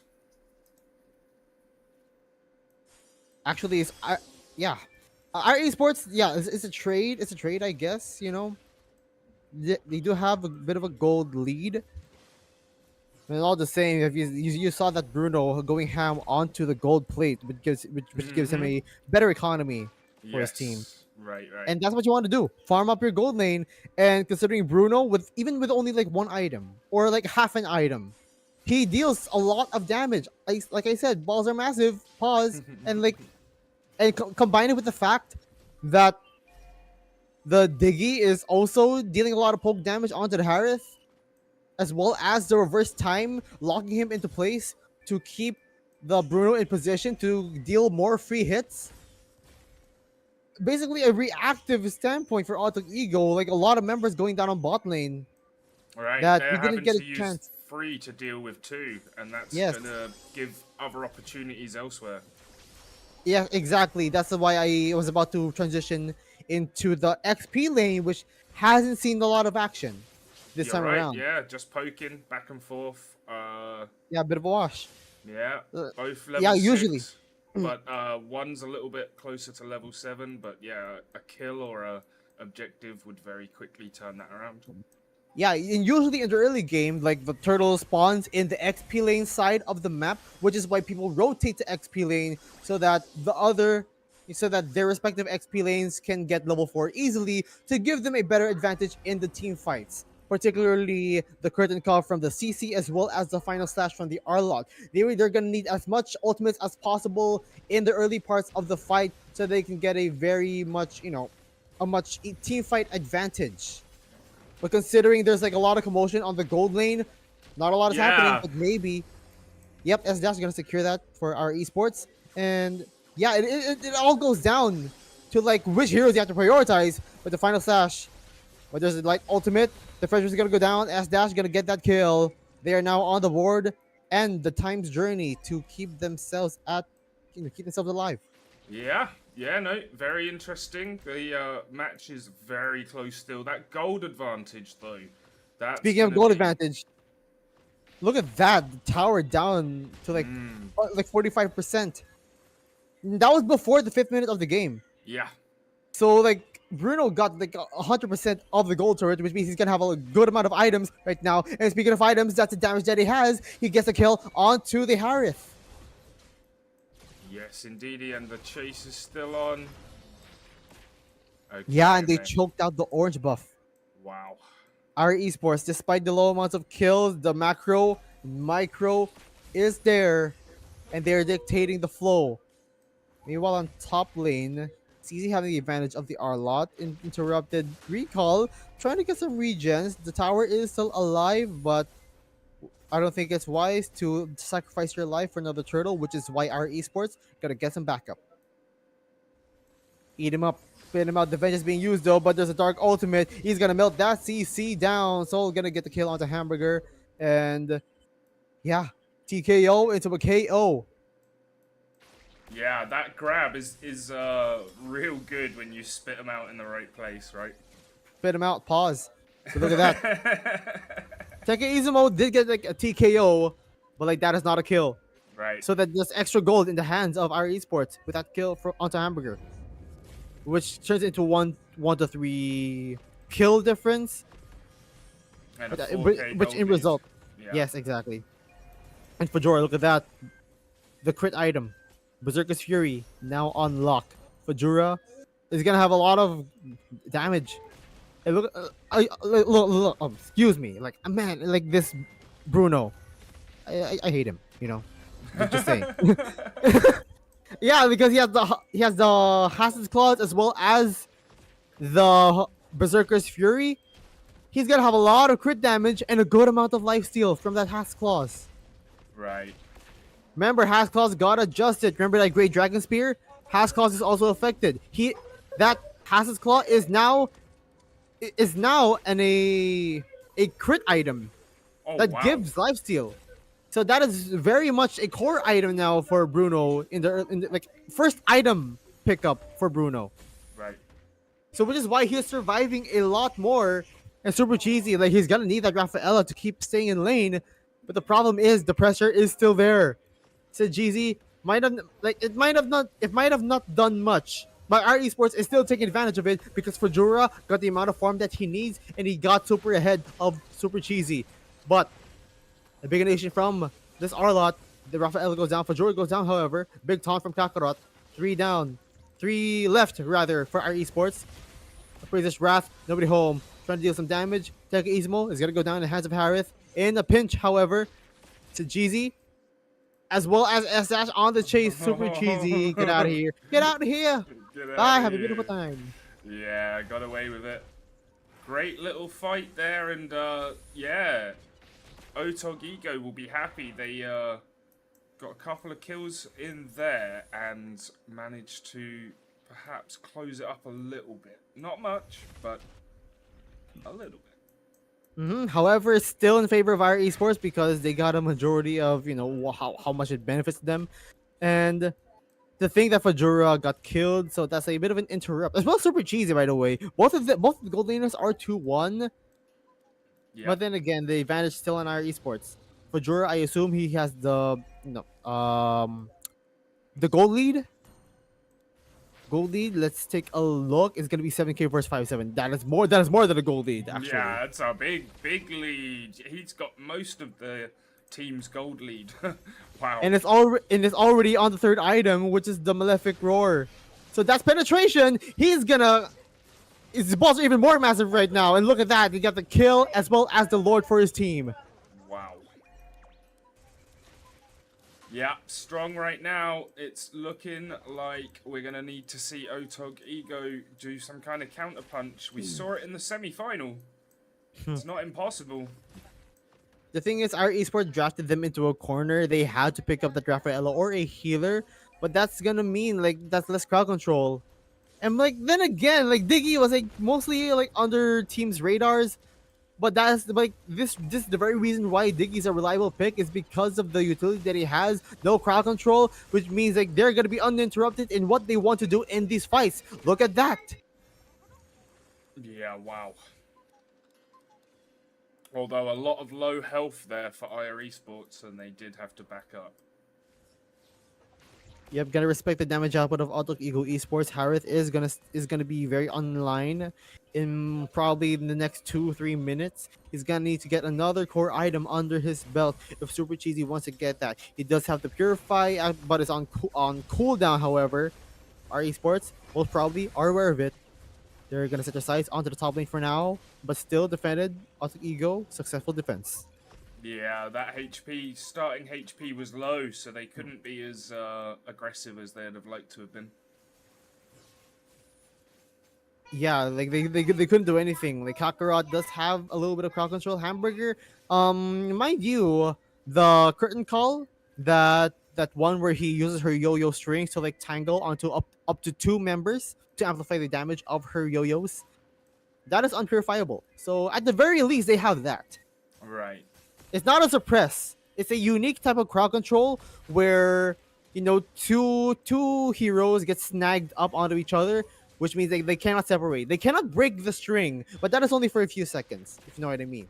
Right, so it's the only crowd control you can use during... It's not a true crowd control. Not a true but crowd it's control. They can still move, but they cannot move. They have to move with each other, not That's- away from each other. That's funny. I mean, like, yeah, it's like a red string of destiny. You can't get separated no matter what. Yeah, Like in a that's love cool. story, but you have to be separated, divide and conquer. You know, it's not a romance. It's an action movie. That's Soul a good is- analogy. And Soul Soul getting chased almost down. all slowed down by the Rafaela Light of Retribution, as well as the movie speed provided by the Holy Healing. Super Cheesy gonna get that kill, secure that, as well as for Jura. 2 down actually from our esports. Auto Ego is gonna need that, and those are 2 damage dealers. 2 of the core damage dealers, but the big punish. That is welcome. Hamburger. Oh my god, reverse time! Denying the buoyant bounce! Oh, wow. Couldn't escape. Another reason why Diggy is so annoying is because of that crowd control. It's not a hook, but you just plant it onto someone. If they move out of that circle, they get sent back into the middle. And now Tenki Izumo gonna get the kill onto the Rafaela while trading his life for it. 1-2 trade so far in favor of our esports. Auto Ego wanted to go for the Lord, but 2 members down, meaning they're outnumbered. Yeah, they didn't want to risk it right now. They got away, and that might give IR Esports a very easy Lord. But Otog Ego getting back in position to try and contest it. We got a fight breaking out. Zawan Forest being planted. The Lord is very low. S-Dash manages to secure it for his team. 2 deaths so far from our esports. Fajura is gonna clean that up with a double. And look at that. Curtain call. Look at that yo-yo damage. Yo. Look at that dash in here going Godspeed. Godspeed with a DNA. Double kill for the CC. Popping that Vengeance battle spell. And boom. Bob's your uncle. Okay, close. Interesting fight. Otog Ego got the most kills, but IR Esports got the Lord. Yeah, might I say? Okay, might I say this? There's an ongoing like joke around here, considering the names of the spells as well as the skills from both the CC and the R lot. Because CC is named CC, but CC is also crowd control. And Yes. there's Vengeance, the battle spell, and Vengeance, the name of the second skill of the R lot, the ones where you dash. So let's say you pop the CC onto the CC, but you get CC by the R lot. R lot use the Vengeance, but CC uses the Vengeance to apply the CC onto the R lot, but R lot uses Vengeance onto CC. That is very confusing. That is impossible to even figure out. CC crowd controls, Vengeance battle spell, Vengeance, That's yada yada hilarious. yada, tomato Yeah. potato, basically. You know, They, sh- you know, they, sh- think about that. yeah, Think they about that should for a moment. really try not to use skill names that are the same as names that are Second skill, already first skill. used. Like I'm trying to be Yeah. professional here, but like that's something that I gotta talk about. Or it's you know what? You know what? It's the game's fault. It's the game's Yeah. fault that CC is named like that. Is the game's fault. The second skill of the Arlot is named like that. They can call it Vengeance Dash or Vengeful Dash maybe. There's a Anything. better name from that. Anything that there's also the Inspire battle spell and the Inspire talent. Oh, brilliant. That like there's a lot of similarities in these names. Yeah, But like yeah, I ah, would definitely bit of a suggest. rant. No, it's good to know. I definitely agree that they should probably try and avoid duplicate names. A rant plus comedic section because there's nothing much going on in terms of the team fights right now because both teams are trying to make some tactical positions to try to get themselves set up for the next objective of the game. Yes, Comedic indeed. segment aside. And But it was good, oh, and it's also good to know that because sometimes people will think you're talking about one CC, but you mean a different one, and yeah, that's as well good as a to know. vengeance. Yeah. Like man, yeah, you should do you should do your research like after this because if you're gonna do some more of these, more of these seasons, which you'll probably do because of the competitive nature as well as how much we love this game, you got to know more about these stuffs, my guy. That's true. I I, yeah, I, even like 5 minutes of your free time, just take a look at the skills or like try to play a couple games or watch the professional leagues to see what's going on. But this is GuildsArena Season 8, and this is the final match. A lot of things are at stake, and we digress on the community sections that we have. Let's get back into rails with this Lord fight. Our esports are going to be in control. Scoosh over onto their side. Kakarot in presence. And Star Shatter. A lot of warning shots. Our esports with a soft reset. But Astral Echo detecting 3, increasing the hitbox, however. But there's a Deathless Welcome, gonna get it set onto the wall. Kakarot gonna be in the middle of everything. And there's a Time's Journey, preventing the crowd controls from happening. Super Cheesy, however, got the kill onto both the Diggy and the Bruno. Fajura takes it. And Tenkai Izumo falls as well. As Dash is still alive, but both members of our esports very much in low health. Otog Ego esports with the Lord advantage. Yeah, they are gonna easily take it. Now they managed to box them all out very well there and get quite a few kills in.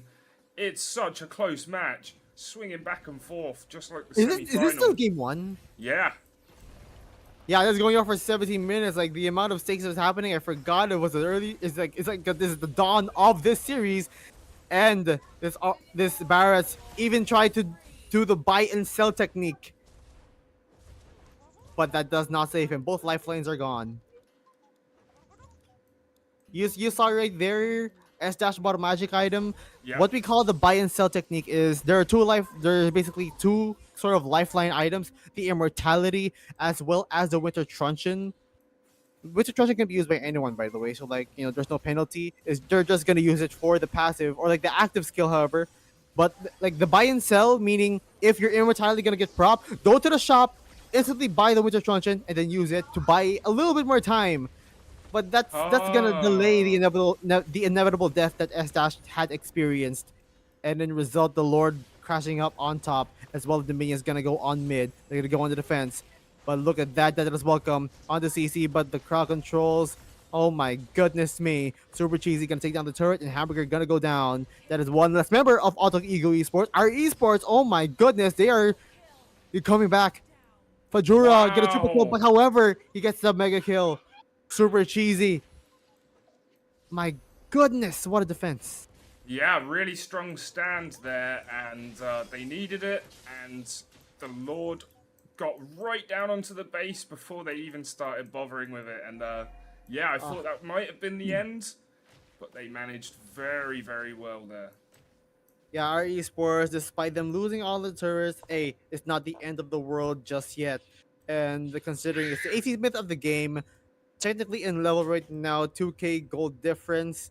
But I assume that a lot of the damage dealers, a lot of the members are right now barely unlock full items, barely. Yeah. Tank Izamo with a tank build as well as the Fury Hammer, the smaller damage item. And yeah, a lot of utility stuff. Everyone is on lock. They can deal a good amount of damage. Yeah, it all goes down. Like I said, all goes down to decision making, the macros, the positionings. Everyone's got to need it.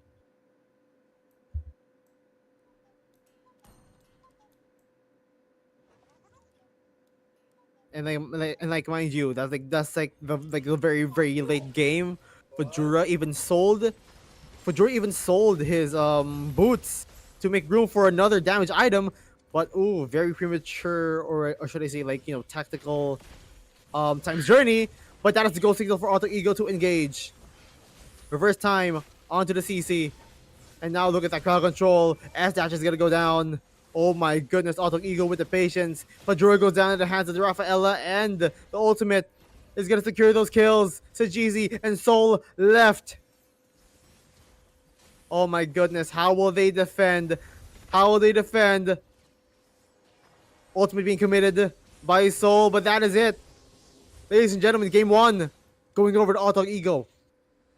Indeed, impressive, and yeah, that was a great match. Back and forth, it was hard to tell who was going to win at different points. IR Esports with the triple kill nearly taking them to being able to make a good defensive stand, but Otog Ego coming back round and finishing it off. Dude, there's like a lot of factors that goes on to like little portions of the map, starting off from the Diggy and the Bruno combo, dealing a good amount of damage, as well as the early pressure onto the Harith, but Harith stayed his ground, only dying 2 times, however. But the amount of like assassinations, or at least, like, flank angles coming in from Otog Ego is just, very, very well timed. And that last part of the match, I have to shout out that the amount of crowd control like Ego was providing onto Ire, that that that usage of the ultimate from the Diggy, the Time's Journey, like that was like way before the clap back, way before the collapse that Ego landed onto them. The patience, the presence of mind, saying that, oh, the Diggy, he uses ultimate. It's no more. It's gonna be like 50 seconds now. We could just go in and go ham, and that's exactly what they did to win this match.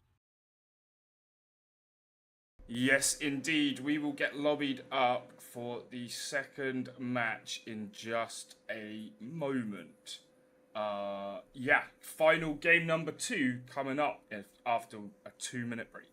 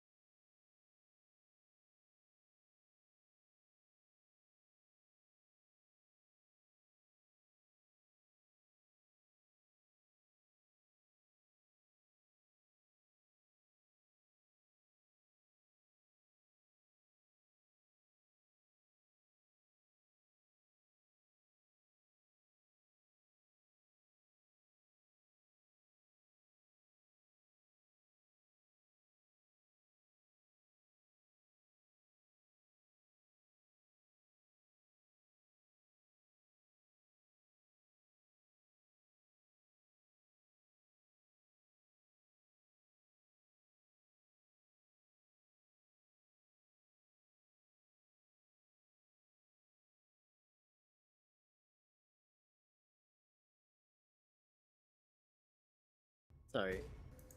Right, here we are. Game 2, I need to flip the sides over. IRE Esports in the blue this time. OTOG Esports in the red. Obviously, IRE Esports need the win. Upon the edge of the void. Yep, just one more for Auto Ego to secure this season They should. for themselves. Yeah, And season. we are y- looking at jungler bans across the board. Yep, it's been a very meta thing to do right now is just limit the jungler picks and get that Fanny away from S Dash as well. Fanny, that is the thing right there. Oh, It's up for sorry, yeah, grabs, get the Ling away from S Dash, yeah. Ling, but Fanny, both strong for S Dash. S Dash is still gonna be comfy on this Barrett's. Yeah. But mind you, it can still be a flex. It can still be a flex. It can be transferred onto the XP lane, and yeah, Auto Ego has to watch out for that.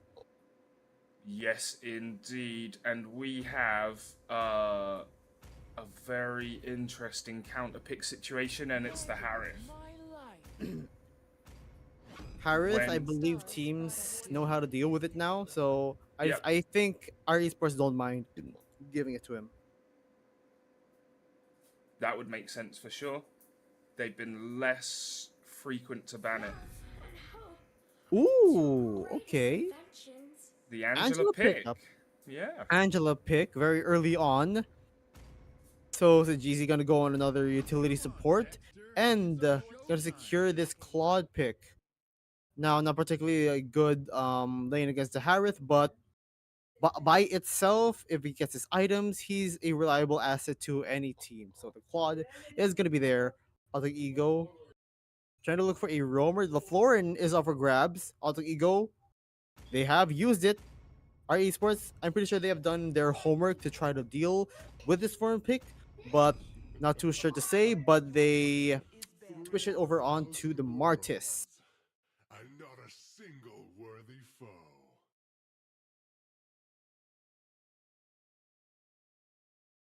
Yes, indeed. So, we have our last two bans coming in.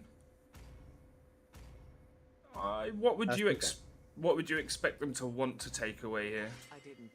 Okay, the Valentina they get taken out.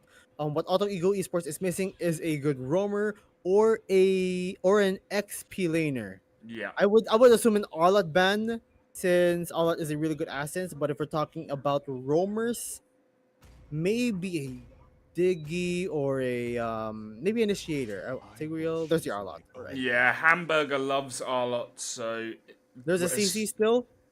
CC still for Hamburger. Yeah. The yo-yos are still gonna be there, but yeah, like both XP laners still up for grabs for both teams. Both teams needing XP laners rather, but they'd rather go for the Matilda, which I am surprised that went to the second phase.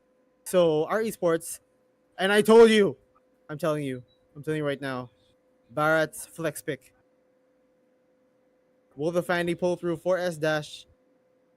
Honestly, Esmeralda, I like that. I like Esmeralda as well. I like this. Okay, so S dash staying on the Barretts. As again, we're gonna wait for the final pick, I'll find a new and it's gonna be the savior. for all of us. All right. Now let me explain to you why the Esmeralda is a really good pick against the lineup of Auto Ego Esports. Is that both Harith and Matilda rely on shields. Harith is sustainable with his own shields, as well as Matilda providing her shields to her teammates. Esmeralda does not care. She bypasses shields, and yeah, Bob's your uncle. She bypasses shields, deals a lot of damage, and she is sustainable herself because she can steal said shields. Right, right. Yes, very, very interesting. I haven't seen the Esmeralda come out much this season, but yeah, it's gonna She be did get buffed. Right, right. She did get buffed, and is also really good in tandem with the Angela, giving her even more shields now, because shields will get converted into HP for the Esmeralda. I would say a really good pick in my opinion. But it all Yep. goes down to execution at the end of the day as we get ready for the second match of this series in this finals. Our esports going up against Ego. And yeah, let's get on to the Land of Dawn. Let's get into it. And IRE Esports in the blue this time with Otog in the red. Otog took it 1-0. IRE need this match. Man, throughout the day, we've been seeing a lot of per se like 2-1s or something. Yeah. 2-1s, a full series of games, not a lot of sweeps. That shows the competitive nature, or at least how well balanced these teams are. Yes, indeed. And we could get another one as even that last game swung back and forth. It wasn't a stomp, it wasn't a whitewash. So yeah. Yeah, S dash committing the flicker information news, so like that's gonna be the least of their concerns anyway. But look at that, said Jeezy had to use the Cyclone Eye as well as the dash. Said Jeezy being aggressive on this Angela, but still no kill. Yeah, but forced to retreat, that will slow up their progress a little bit. Yeah, and Tenka Izumo, I haven't seen much of Esmeralda up until now. I believe she's an underrated explainer in my opinion. But up against the CC. CC does have HP based damage as well from those yo-yos that she got. So Tenka Izumo is going to have to be a really dedicated dead laner. Dead laner meaning nothing in particular is going on that lane, which is why it's called dead. So just keep things at stalemate. Is basically what I'm trying to say. That's what the Yeah. Esmeralda loves to do. Getting the shields by herself and applying the shields onto them, like it's very weird. Her skills, like all of her skills, give them shields, but that is needed for them to steal. You know what I mean? So she gives, okay, I give you shields so I can steal them back. That's a very odd mechanic, but But if it but works, it works. it works. It absolutely works. But like Yeah. again, it's in the benefit for the Esmeralda, not for the other teams. But like I digress. Yeah, no, it's cool. It's a cool one. It makes sense. Yeah, you see the shields that's given onto the side of Auto Ego, but look, oh my goodness, a big burst of damage is gonna mitigate everything that the Esma wants to do. Yeah, and they're gonna get the turtle pretty easily Yeah. after that. Yeah, usually in the early game, Esme is your run of the mill, just hero without items. So a good amount of burst damage is a way to counter that Esmeralda. But once she gets her cooldown items, gonna get her like dominant size or oracle or good amount of the good healing increase of healing effects. Right. Esmeralda is going to be a very very much a nuisance in this team fights.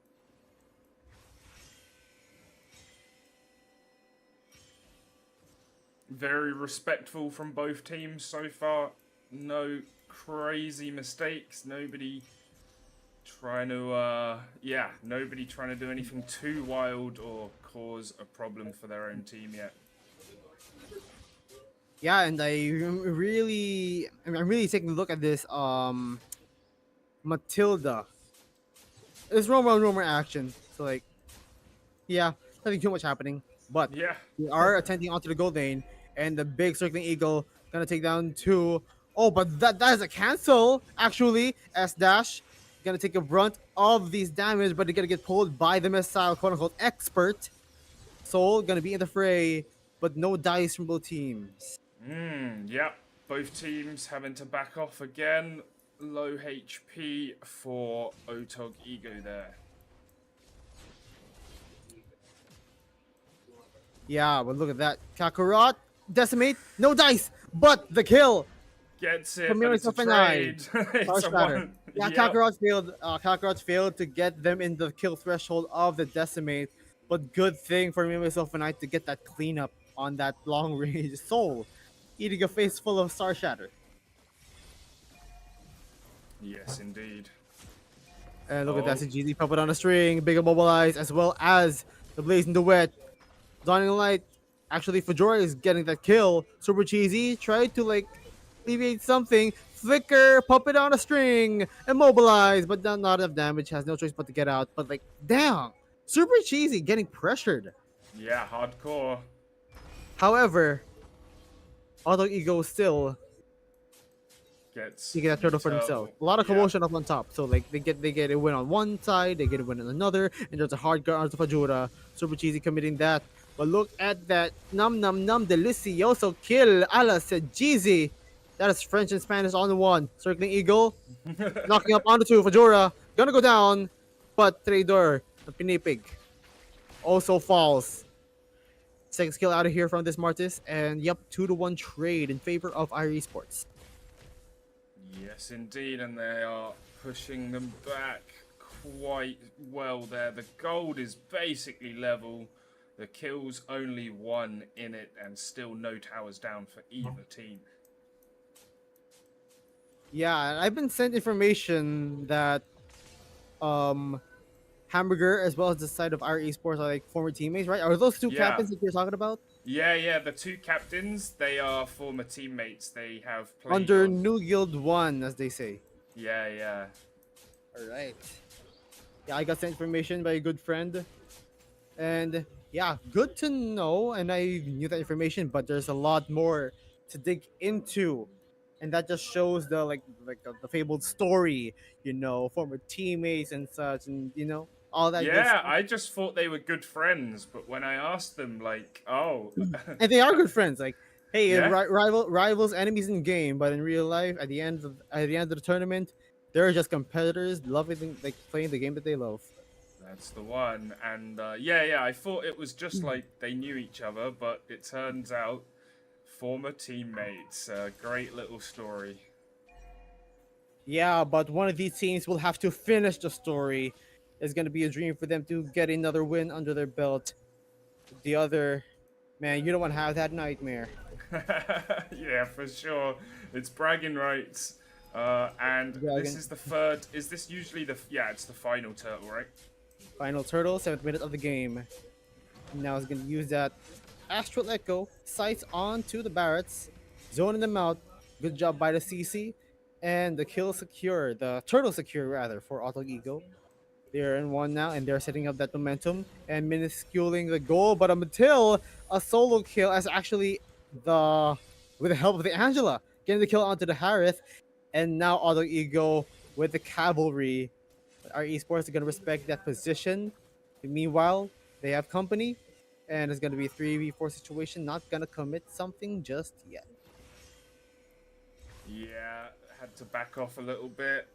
Both teams being super cautious. We saw game one go quite a long time, 17, 18 minutes, because neither team wants to make a mistake. No player wants to be the one who gets killed and starts the snowball. So, yeah, very cautious play at times. Yeah, it's got to be very cautious right now. And they're gonna take a look back at the bottom lane. Hard guard being hovered, I believe, is gonna be committed right about. She still survives. Okay, Just so that about. that is what very much very very low. But then again, TKO, not killed, but you're still out. So they're gonna open up the bottom lane. Esmeralda had no choice but to replenish herself in the base. And look at that. Look at the positions. Information on the Esmeralda. She has no choice but to surrender that bottom lane. Yep. And fight breaking out over the orange. Again, there's a mentality that I would like to share about side laners or like lane matchups. If you cannot win your lane, don't lose. Yep. What does that mean? Like I said before, stalemates. If you Yep. don't like they want the advantage, don't give it to them. Even if you can't take something yourself.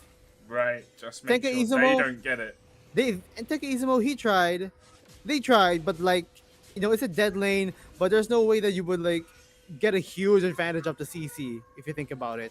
You're only there to like, give yourself advantage in the team fights, but not on 1v1s. And CC loves the 1v1s. So there's like a lot of areas that you have to cover, but like there's like some points that you have a discrepancy on. Right. Yep. And we have our first Lord of the game. First Lord, yep. Both but teams team, choosing not to engage just yet. yeah, not just yet. They still want to have some map control. Yeah, basically map control, trying to like clear some of the lanes, the camps. But look at top, Blazing Duet, aided by the hard guard. Both supports onto their respective gold laners. No dice. Meanwhile, jungler and jungler action. Both teams tactical. Yeah. Trying One to team. hit the shot into the base on the low health, but wasn't home. Yeah, he was trying to like time the recall as Yeah. the like the Yep. very frame, the Yep. very frame. I'm glad you know that, but hold on a minute. Another set of ultimates being used, but look at that! A lot of low health. Kakarot gets killed before he gets set with the ultimate. Two down, two apiece. Hard guard onto the barrels, try to get the regenerations, but no. Hamburger is gonna take him down. 2 to 3 so far. CCs as well as the crowd controls, as well as the damage output from the Harith. 4 down in favor of Altog Ego. Without the jungler, but they can still have a go signal with the Lord. Yeah, pretty much uncontested.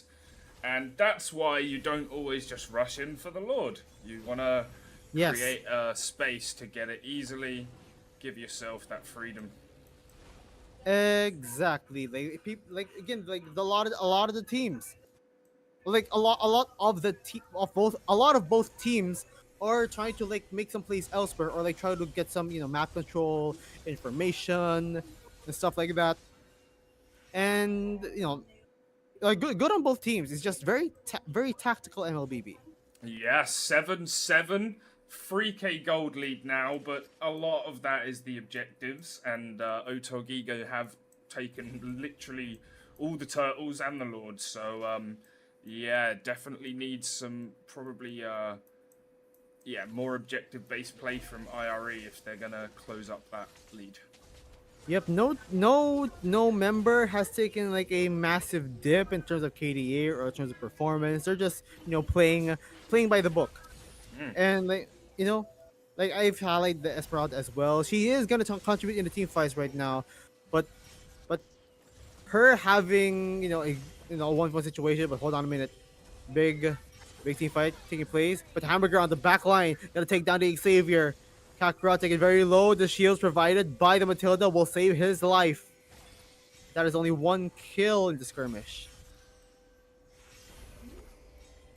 Yes, indeed, and Oh. it was Soul though. And yeah, that is true. A good amount of range being gone, as well as magic damage output. Circling Eagle. False alarm. They still want to take down the second turret, but the minions are out. I have no choice but to get out. But also Eagle got what they wanted anyway. Yes, indeed, they are starting to slowly wipe all the turrets out. Only one left from the second row. Yeah, the legging damage output from Super Cheesy is going to be there. The itemizations I am curious to see, because I want to see if either team has an advantage in terms of power spikes.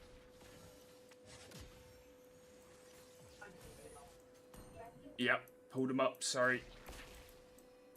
Okay, let's see here. The Trinity items unlocked for Fajura and for Harith on his way to the holy crystal. He also has a penetration item as well, the divine glaive. So he's gonna bypass the defenses of this Barras. This Barras is gonna be squishy against that Harith, as well as the Esmeralda.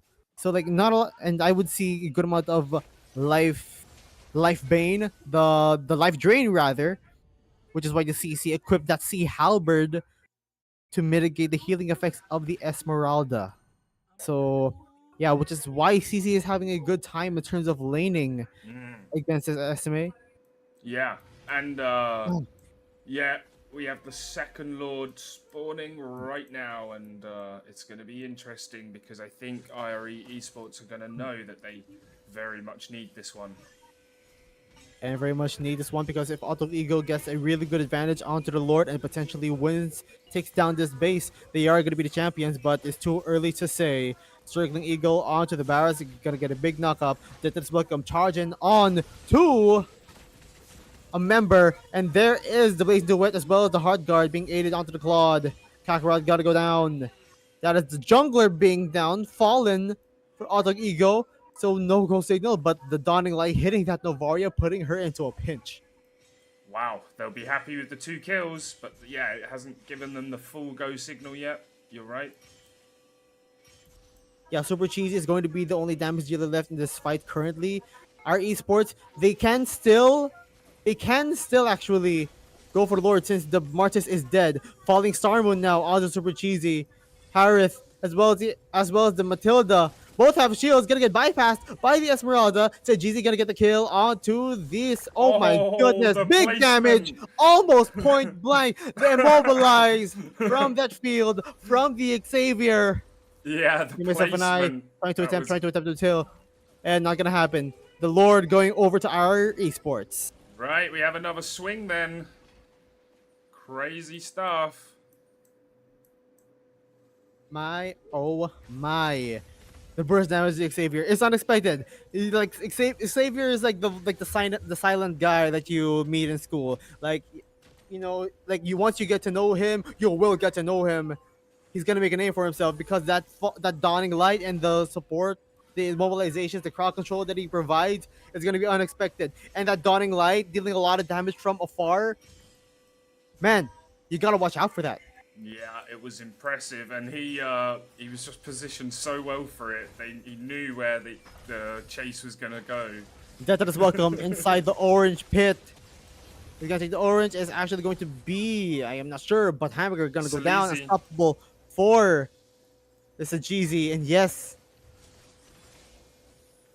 No, I don't see any orange buff. Auto Eagle probably got it.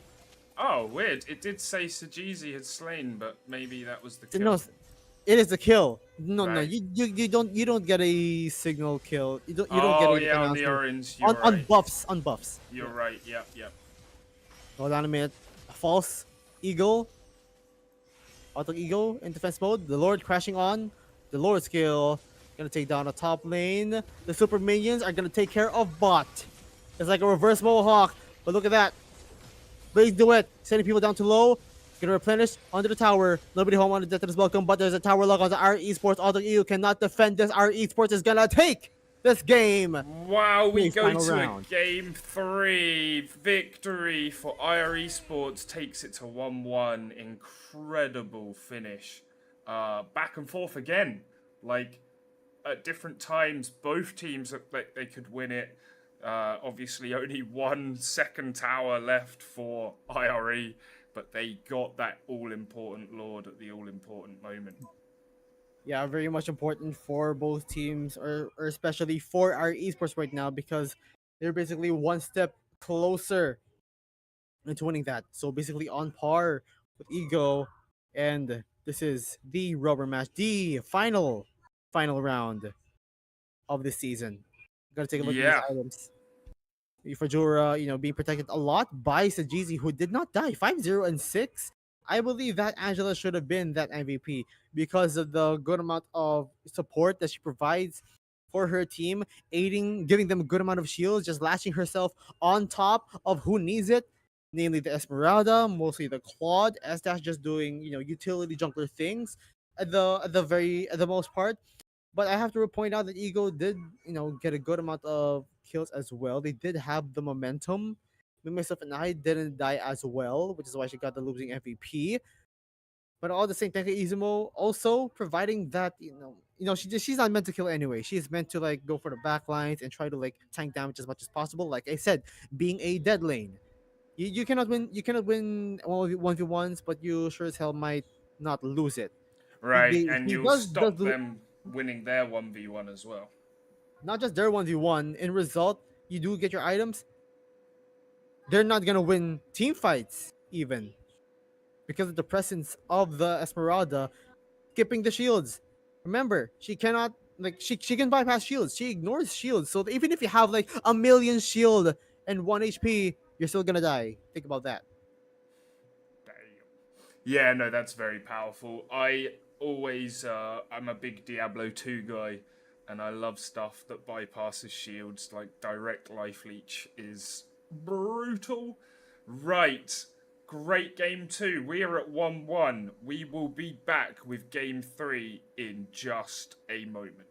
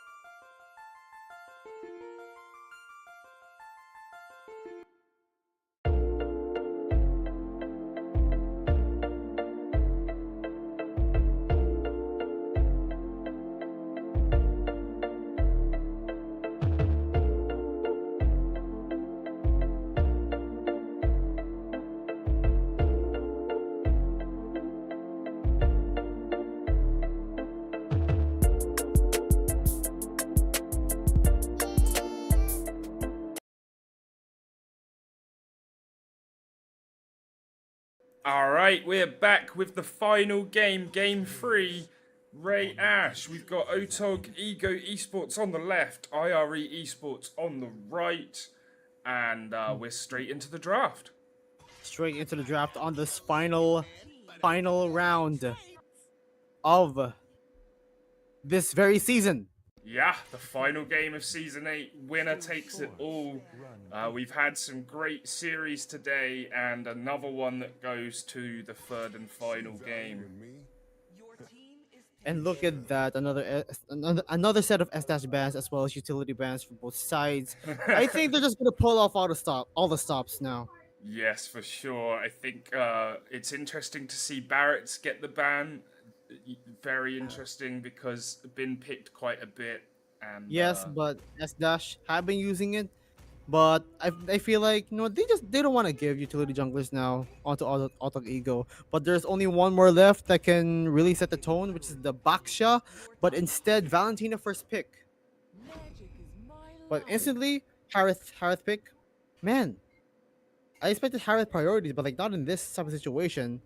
That the Valentina maybe, but I believe you should have done that Harith first pick as early as now. But our esports got the hands on the Harith as well as Jeezy on this Angela, who he had a really good performance on. Yeah, that Angela is very, very interesting. I've only seen it like a few times, obviously quite a bit this season, but yeah, very strong, very strong. And there's a Florin that has been used as of late today, as well as the box that I was mentioning. The one tanky jungler left in the pool. There is a Martis, but I expect our esports to pull off all the stops. I expect the Fanny. Give I me the kind Fanny. of do too as well. And he's Either making that or them like wait. he's make... Hayabusa. He might save it because the Baksha is there. No, they're gonna save it. They're gonna save it. Lilia gonna get picked. Lilia's gonna be picked for our esports, but Auto Ego they have one more set of bans. One more set of ban. Now the Moskov gonna prevent the late game from happening. They could ban the Fanny, but the only other role that was left off is the XP lane, so I expect an Arlot. Arlot, Yuzhong, or whatever. Hamburger Or might CC. not ban the Arlot because they want to pick Arlot, so that's an But interesting. but the thing is, our esports is gonna get the next pick. Right. Okay, smart ban then. Good call. Right. So the CC is gonna be left as well as the Yu Zhang. I believe Terizla is in the pool as well. They hover the X board. I like the X board because of true damage. She can melt down the Baksha easily. But no, they switched over onto the Martis anyway. So no Fanny. Sad. But hey, they gotta do what they gotta do. Bada bing, bada boom. Yeah. Oh, and we got more yo-yos. Yo yo yo yo yo yo yo. Yo yo yo yo yo yo. It's a TikTok dance trend in Philippines. I've seen it. I've seen it. I wish I hadn't. Okay, that cracked me up. You're one of the minorities that are not into those I avoid. TikTok. Yeah, I avoid TikTok for the most part. I'm in my 30s now. I'm too old for Under 100% understandable. Switching gears now, Claude's gonna get picked for Auto Ego as well as the Benedetta secure for Tenka Ismo. More on the damage type on the XP lane. Very, very interesting stuff. So Ego Nice. do got the hands of the box shot as well as Ego on the Valentina, Florence, CC, Claude. And our esports, their final lineup: Harith, Lilia, Angela, Benedetta, and the Martis. The Martis is gonna need to have an early snowball, but considering the Florin with the crowd controls as well as the healing providing for a team is gonna be very very crucial for one of them to get that good momentum if they want to win this matchup. Ladies and Yeah. gentlemen, Auto Ego in our esports final round, the finals. Whoever wins this will be the champion for this season. Yes, indeed, and it's been a great season. A lot of impressive play, and great casting from Ray Ash. Some great insight, giving us all of those little tips and bits of knowledge. And we will crown a champion after this match. Yes, indeed. Now we're gonna take a look at the rotations. Both junglers are going onto the orange side, so they want to go on opposite. They rotate onto opposite lanes, so nothing too much of the ordinary, and not a lot of invade since both roamers are healers. You don't want to put them at the front just yet, so they're just gonna Right. stay in mid, try to help their mid laners, try to get the farm that they need. But by the looks of things, Soul is actually harassing out to be myself, and I had to flicker out before she gets mobilized by the puppet on the string. Yeah. So me, myself, and I was actually behind in level. So like she got one, it's like 1 million off, but Kakarot, however, getting punished by that Benedetta. First Yeah, blood. first blood over on the XP lane. XP Oh, and we lane. might see one more, but no, couldn't get it. The hamburger like does not want to commit down the very balls deep down onto the tier 1. Yeah. Now Tenkei Izumo got that first kill, and I believe considering that he has the lethal ignition, he's gonna go for a full damage build. One of the very few times that XP laners can go damage items, which means the tankiness is gonna be delegated onto the Martis. Tenkei Izumo is going to be a like an alternate core of this game. Core meaning damage dealer. Yep. Alternate, right? Because usually you wouldn't build damage on, like you just said, on the XP lane, but in that situation you can. Like damage or no damage, just basically archetypes of Yes. what type of XP laner you are, as well as the other roles. But speaking of like the final blow being committed, the turtle, retribution off. Kakarot gets that steal, but he's taking very low. However, Astash gonna get that decimate, so he's gonna get the kill as well. Our esports gonna take 2 kills under their belt. Meanwhile, Auto Ego gonna get the turtle, but our esports getting the hands on a small lead. Yeah, very small, but they'll be pleased with it. Every little helps, especially in tight matches like these. Yep, little things happening can be big.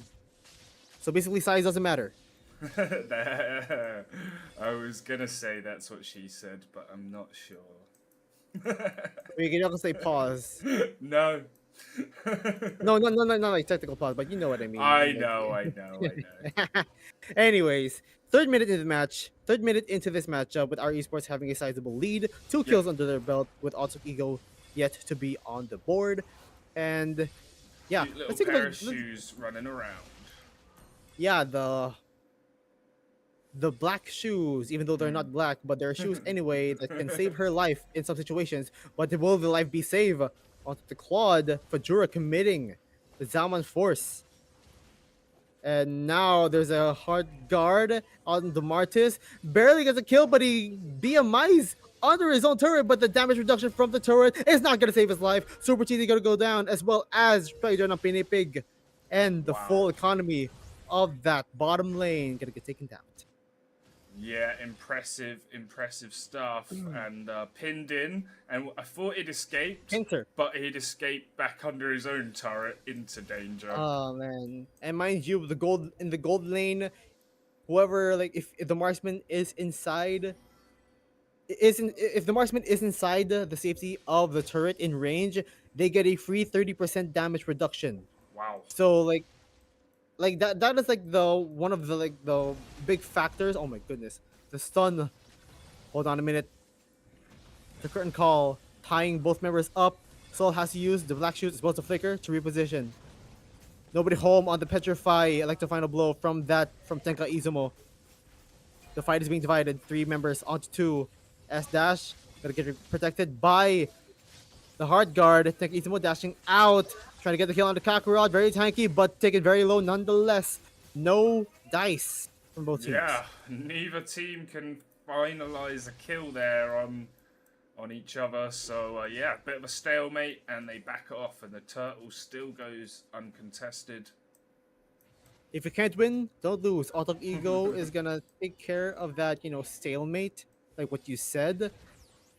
But then again, yeah, they don't want to risk any more kills because our esports, they are in momentum right now. S Dash is currently 2-0-1, and most likely gonna get in this first item, but pop on the string onto Hamburger, gonna get demobilized, has to use the Vengeance to get that damage reduction as well as return damage. And the bombs. Nobody home. Like the final blow. Gonna zone them out anyway. Everyone is in Ube. UBE standing for Ultimate Bonding Experience. And will they experience another win in the team fight? Fajura, however, gonna take down this bottom lane. That is a win for our esports on that part of the map. 4 members down. And Fajura gonna get a solo kill onto the Claude. Maybe myself and I gonna get taken down as well. Our esports getting another 2 kills. Yeah, that's 6-0 now, and like it's not steamrolling yet, but it's snowballing, and it's getting there. And Otogigo needs something, need a win, need a kill, need to get on the board. The snowball is going to keep rolling and rolling up until it gets even bigger. That Auto Ego might not answer it. But Yeah. considering the 6 minute of the game, 4K is a little bit much. 2 items behind. Auto Ego can still keep this up. But then again, There's another Fajura, kill. another kill. God. Yeah, that's real good range as well. Like, it's hard to escape that. Okay, now the snowball is rolling into a bigger. Yeah, to a it bigger really threat. is. It really is. Yeah, considering like the cores of the lineup, the Harris as well as the Martis, both of them having swimming early games right now. Even though the Mart is more on utility, he still has that kill threat. He has the Fury Hammer, that small damage item, as well as Brute Force Breastplate for more movement speed, a bit of hybrid attack, well, the physical attack rather, as well as cooldown reductions. So Martes is gonna get a good amount of momentum. Meanwhile, Fajura already having the Starlium Sight, he's gonna dash endlessly now with the amount of cooldown reduction that he has. Right. Interesting battle down here, though. It's pushed quite far back, and yeah. Yep, just gonna control the waves. Yeah, you're gonna manipulate the wave to force one of the members of Auto Ego Esports to answer back because they don't want to get their towers taken out for free. Right, Like that. exactly. The minions are there. One of them's gotta answer it. I see, So I see. It's very that is a smart. job. That is a job for Tenka Izuma right now. Even with the damage build, even you don't really have to fight. Just try to clear up the waves. Even use the, I believe he doesn't use, he didn't use the ultimate, but still a good amount of damage right now to clear the wave. Very fast wave clear is very much required for an XP layer to shine here, and Benedetta has exactly that, which is why Auto Ego Esports are like trying to make beeline like everywhere parts of the map. But look at that, Tenka Izuma one step ahead. Speaking of one step ahead, big damage, but nope, the bloom does not help. Decimate onto Hamburger. S Dash gets another kill. Our esports still running that hill. Yes, indeedy. Oh, and he does steal the orange. He did get it, yeah. S Dash with the orange buff, and they're gonna get a pretty much uncontested Lord, although Tenku Izumo was in a slight bit of trouble there, but gets away. And that Lord is gonna Yeah, the be mobility of uncontested. the mobility of the Benedetta is just too much to handle right now, especially if you're on the side of Auto Ego Esports. Really trying to get that positions. You don't have a true lockdown over here. All you have is just the stuns from, like, per se, the Florin and the Baksha, which is just, very short. And even then, you do have the eye for an eye for Tenka Izumo. If you block a crowd control and manages to damage people with it, it will turn into a stun. So add a crowd control onto Benedetta on their part, but that is just one condition.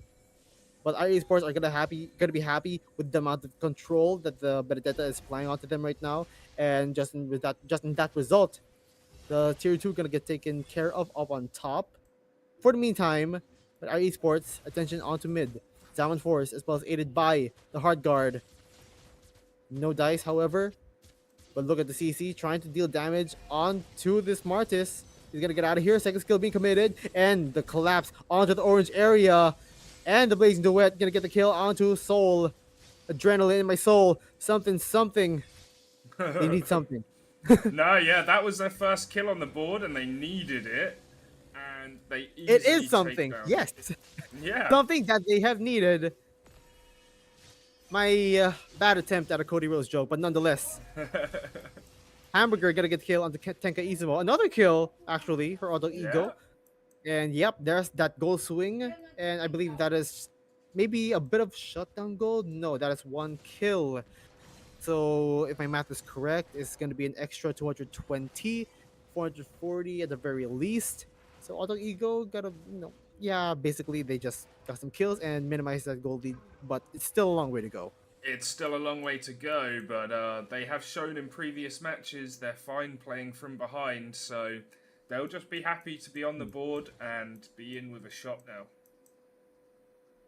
Yeah, I am unsure on like how they would do this right now, as considering like the limited amount of crowd control that I had. I think it's up to me, myself, and I to apply this. But considering our esports is just going full on damage and utility support and not crowd control, because what's the Valentina going to copy? The Electro Final Blow, the Decimate. Hold on a minute. The Vengeance is gonna save the life, but the true damage from the CC is actually the Benedetta. Yeah, an outplay actually. Benedetta goes down. Fajura gonna burst down. Sajizi falling also as well. Kakarot, he's going to bite the dust eventually in the kill threshold of this 2-2. Decimate. 2-2 trade. Yeah, that was interesting. There's little signs of life there for Otog. They're not going down without a fight at the very least. So that's good to see. 100%. 100%. Auto Ego, we have seen them. We have seen them make comebacks. Yes, Just indeed. like today. Will we see it here? This is like the last hurrah from both teams. Our Indeedy. esports still ahead. Gonna burst down this lord. Wow, that was quick. Yep, they knew the locations of Auto Ego Esports, and I believe Kakarot was there also. Um incapacitated in the meantime, which means no jungler present. No jungler present, meaning easy lord. Yep, jump on it. Get There's rid of there's it. like an unwritten rule that is still a really much needed rule. No jungler equals free lord. Equals go time. And then, yeah, all 5 of them melted the Lord rapidly. And here we go. Our Stuff's esports, our esports in the lord advantage right now. Sentry gonna get sights. Nobody on that side because everyone else on the other side is gonna take down this turret right now. 13th minute of the game, and the Zaman Force as well as the Chrono Dashes gonna take down this inhibitor. Gonna set their attention onto the next, but Otog Ego with a valiant defense. Yep, they managed to keep 2 of their base inhibitors up. Uh huh. Let's see here for Jura trying to deal a lot of damage right now. This is tough. This is actually very tough right now. I might be losing my voice, but It's been a crazy one. it's And been a here they crazy jump one. in. Oh my god, barely bursted down onto the Claude. The Benedetta had to be put onto with the hard guard, but super cheesy. A cheesy kill with the Blazing Duet, but he has nowhere to go. Fajora gonna zone him out and gonna get the kill eventually. But Fajora gets melted down, however. Me, myself, and I gotta get a double kill onto the Benedetta, as that's gonna be next in line for the death. Yo, kill. Wow, With that and CC. there's that defensive stand again. They take Oh. out 4 members, and now they got some Dude. breathing room. A lot of breathing room right now, despite having both of their inhibitors getting taken out. Maybe that's the thing that they need. A good amount of kills so that they can eventually win the team fights. Think of another plan, because right now the gold difference right now is gonna set down to 3K. 8-11 right now. Yeah, Before they were so behind. it was 8-0 before they got their first kill. And it all snowballed from there because of the Yeah. valiant defense that Autog Ego had. And now they're gonna convert this to their first tower takedown of this game. Wow, indeed. And yeah, we've got the next Lord spawning in 30 seconds, but both teams back at full strength. Full strength. All 5 members are there. All 5 members are present. But Auto Ego, like I said, still has a long way to go. And I just realized that bottom tier 2 is getting chipped down. Got chipped down to like way under half. Oh, okay, yeah. on I the did red I, side. I did not notice that. Maybe the minions Yeah. were left free. Our esports did not expect it. Understandable. So, but like then again, you gotta have that presence of mind, because that is like one part of the map where you do not have a good amount of vision, and like Auto Ego Esports might take advantage of that, blind spot that our esports has in terms of map control. But in terms of Hamburger control, in trouble. secure the perimeter, but Hamburger got that healing that he need. Fajura, the hard guard being hovered onto them. Kakura gonna get bursted down. The tanky Baksha, but the Bloom barely stays alive up until now. Tanky Izmo gonna get the double kill. The CC S dash goes down. However, no jungler for our esports. Super Cheesy gonna get killed onto Soul once again. 2 for 2 Fajura, trade. basket the Oasis shield. Killing spree for the Benedetta. Okay. Fajura does not get the kill onto the Florin. Wow. So 2-3 trade, but that is in favor of our esports. They have a set damage dealer. Immortality almost popping onto the Claude. Look at the damage, 1/3. Yeah. 1/3 damage, one Oh. more Chrono Dash, and Trader Nang Pinipe goes down. It's only Super Cheesy left. And like the final blow, Immortality pop, and that is a lockdown to our esports. Ladies and gentlemen, your champions! Your Ire champions Esports. of Season 8, Ire Esports. Wow, what a game. Back and forth. There was a moment there where it really looked like Otog were going to swing another late comeback, but yeah, Wow. Ire Esports just shutting it down and taking it for themselves. Big congrats to them. Hard luck to Otog, who finished second place. There's no shame in that. No Still a shame. great performance from them, and what a match! Second place, nothing to be ashamed of, especially the performance that you have given us. Kudos to Ego, but the trophy goes to our esports as we break it down just to keep it short and sweet. The snowball from the Martis as well as the Harith dictated the matchup. Even though Ego did have a fighting chance, they have the items onto the Claude. He deals a good amount of damage as well as the utility of the Florin. I would say an unsung hero of this match for the side of Ego Esports is because it's just full on healing.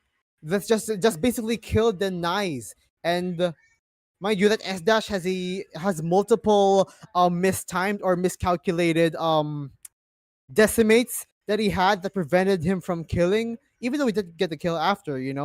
But still, a snowball is a snowball, and that's what they got. Fujura dealing a lot of damage right now because look at that. Look at that Holy Crystal and Blood Wings. That's a Mm, lot of damage right now. Because like that's a lot how, of how damage. much is that? 275 plus an extra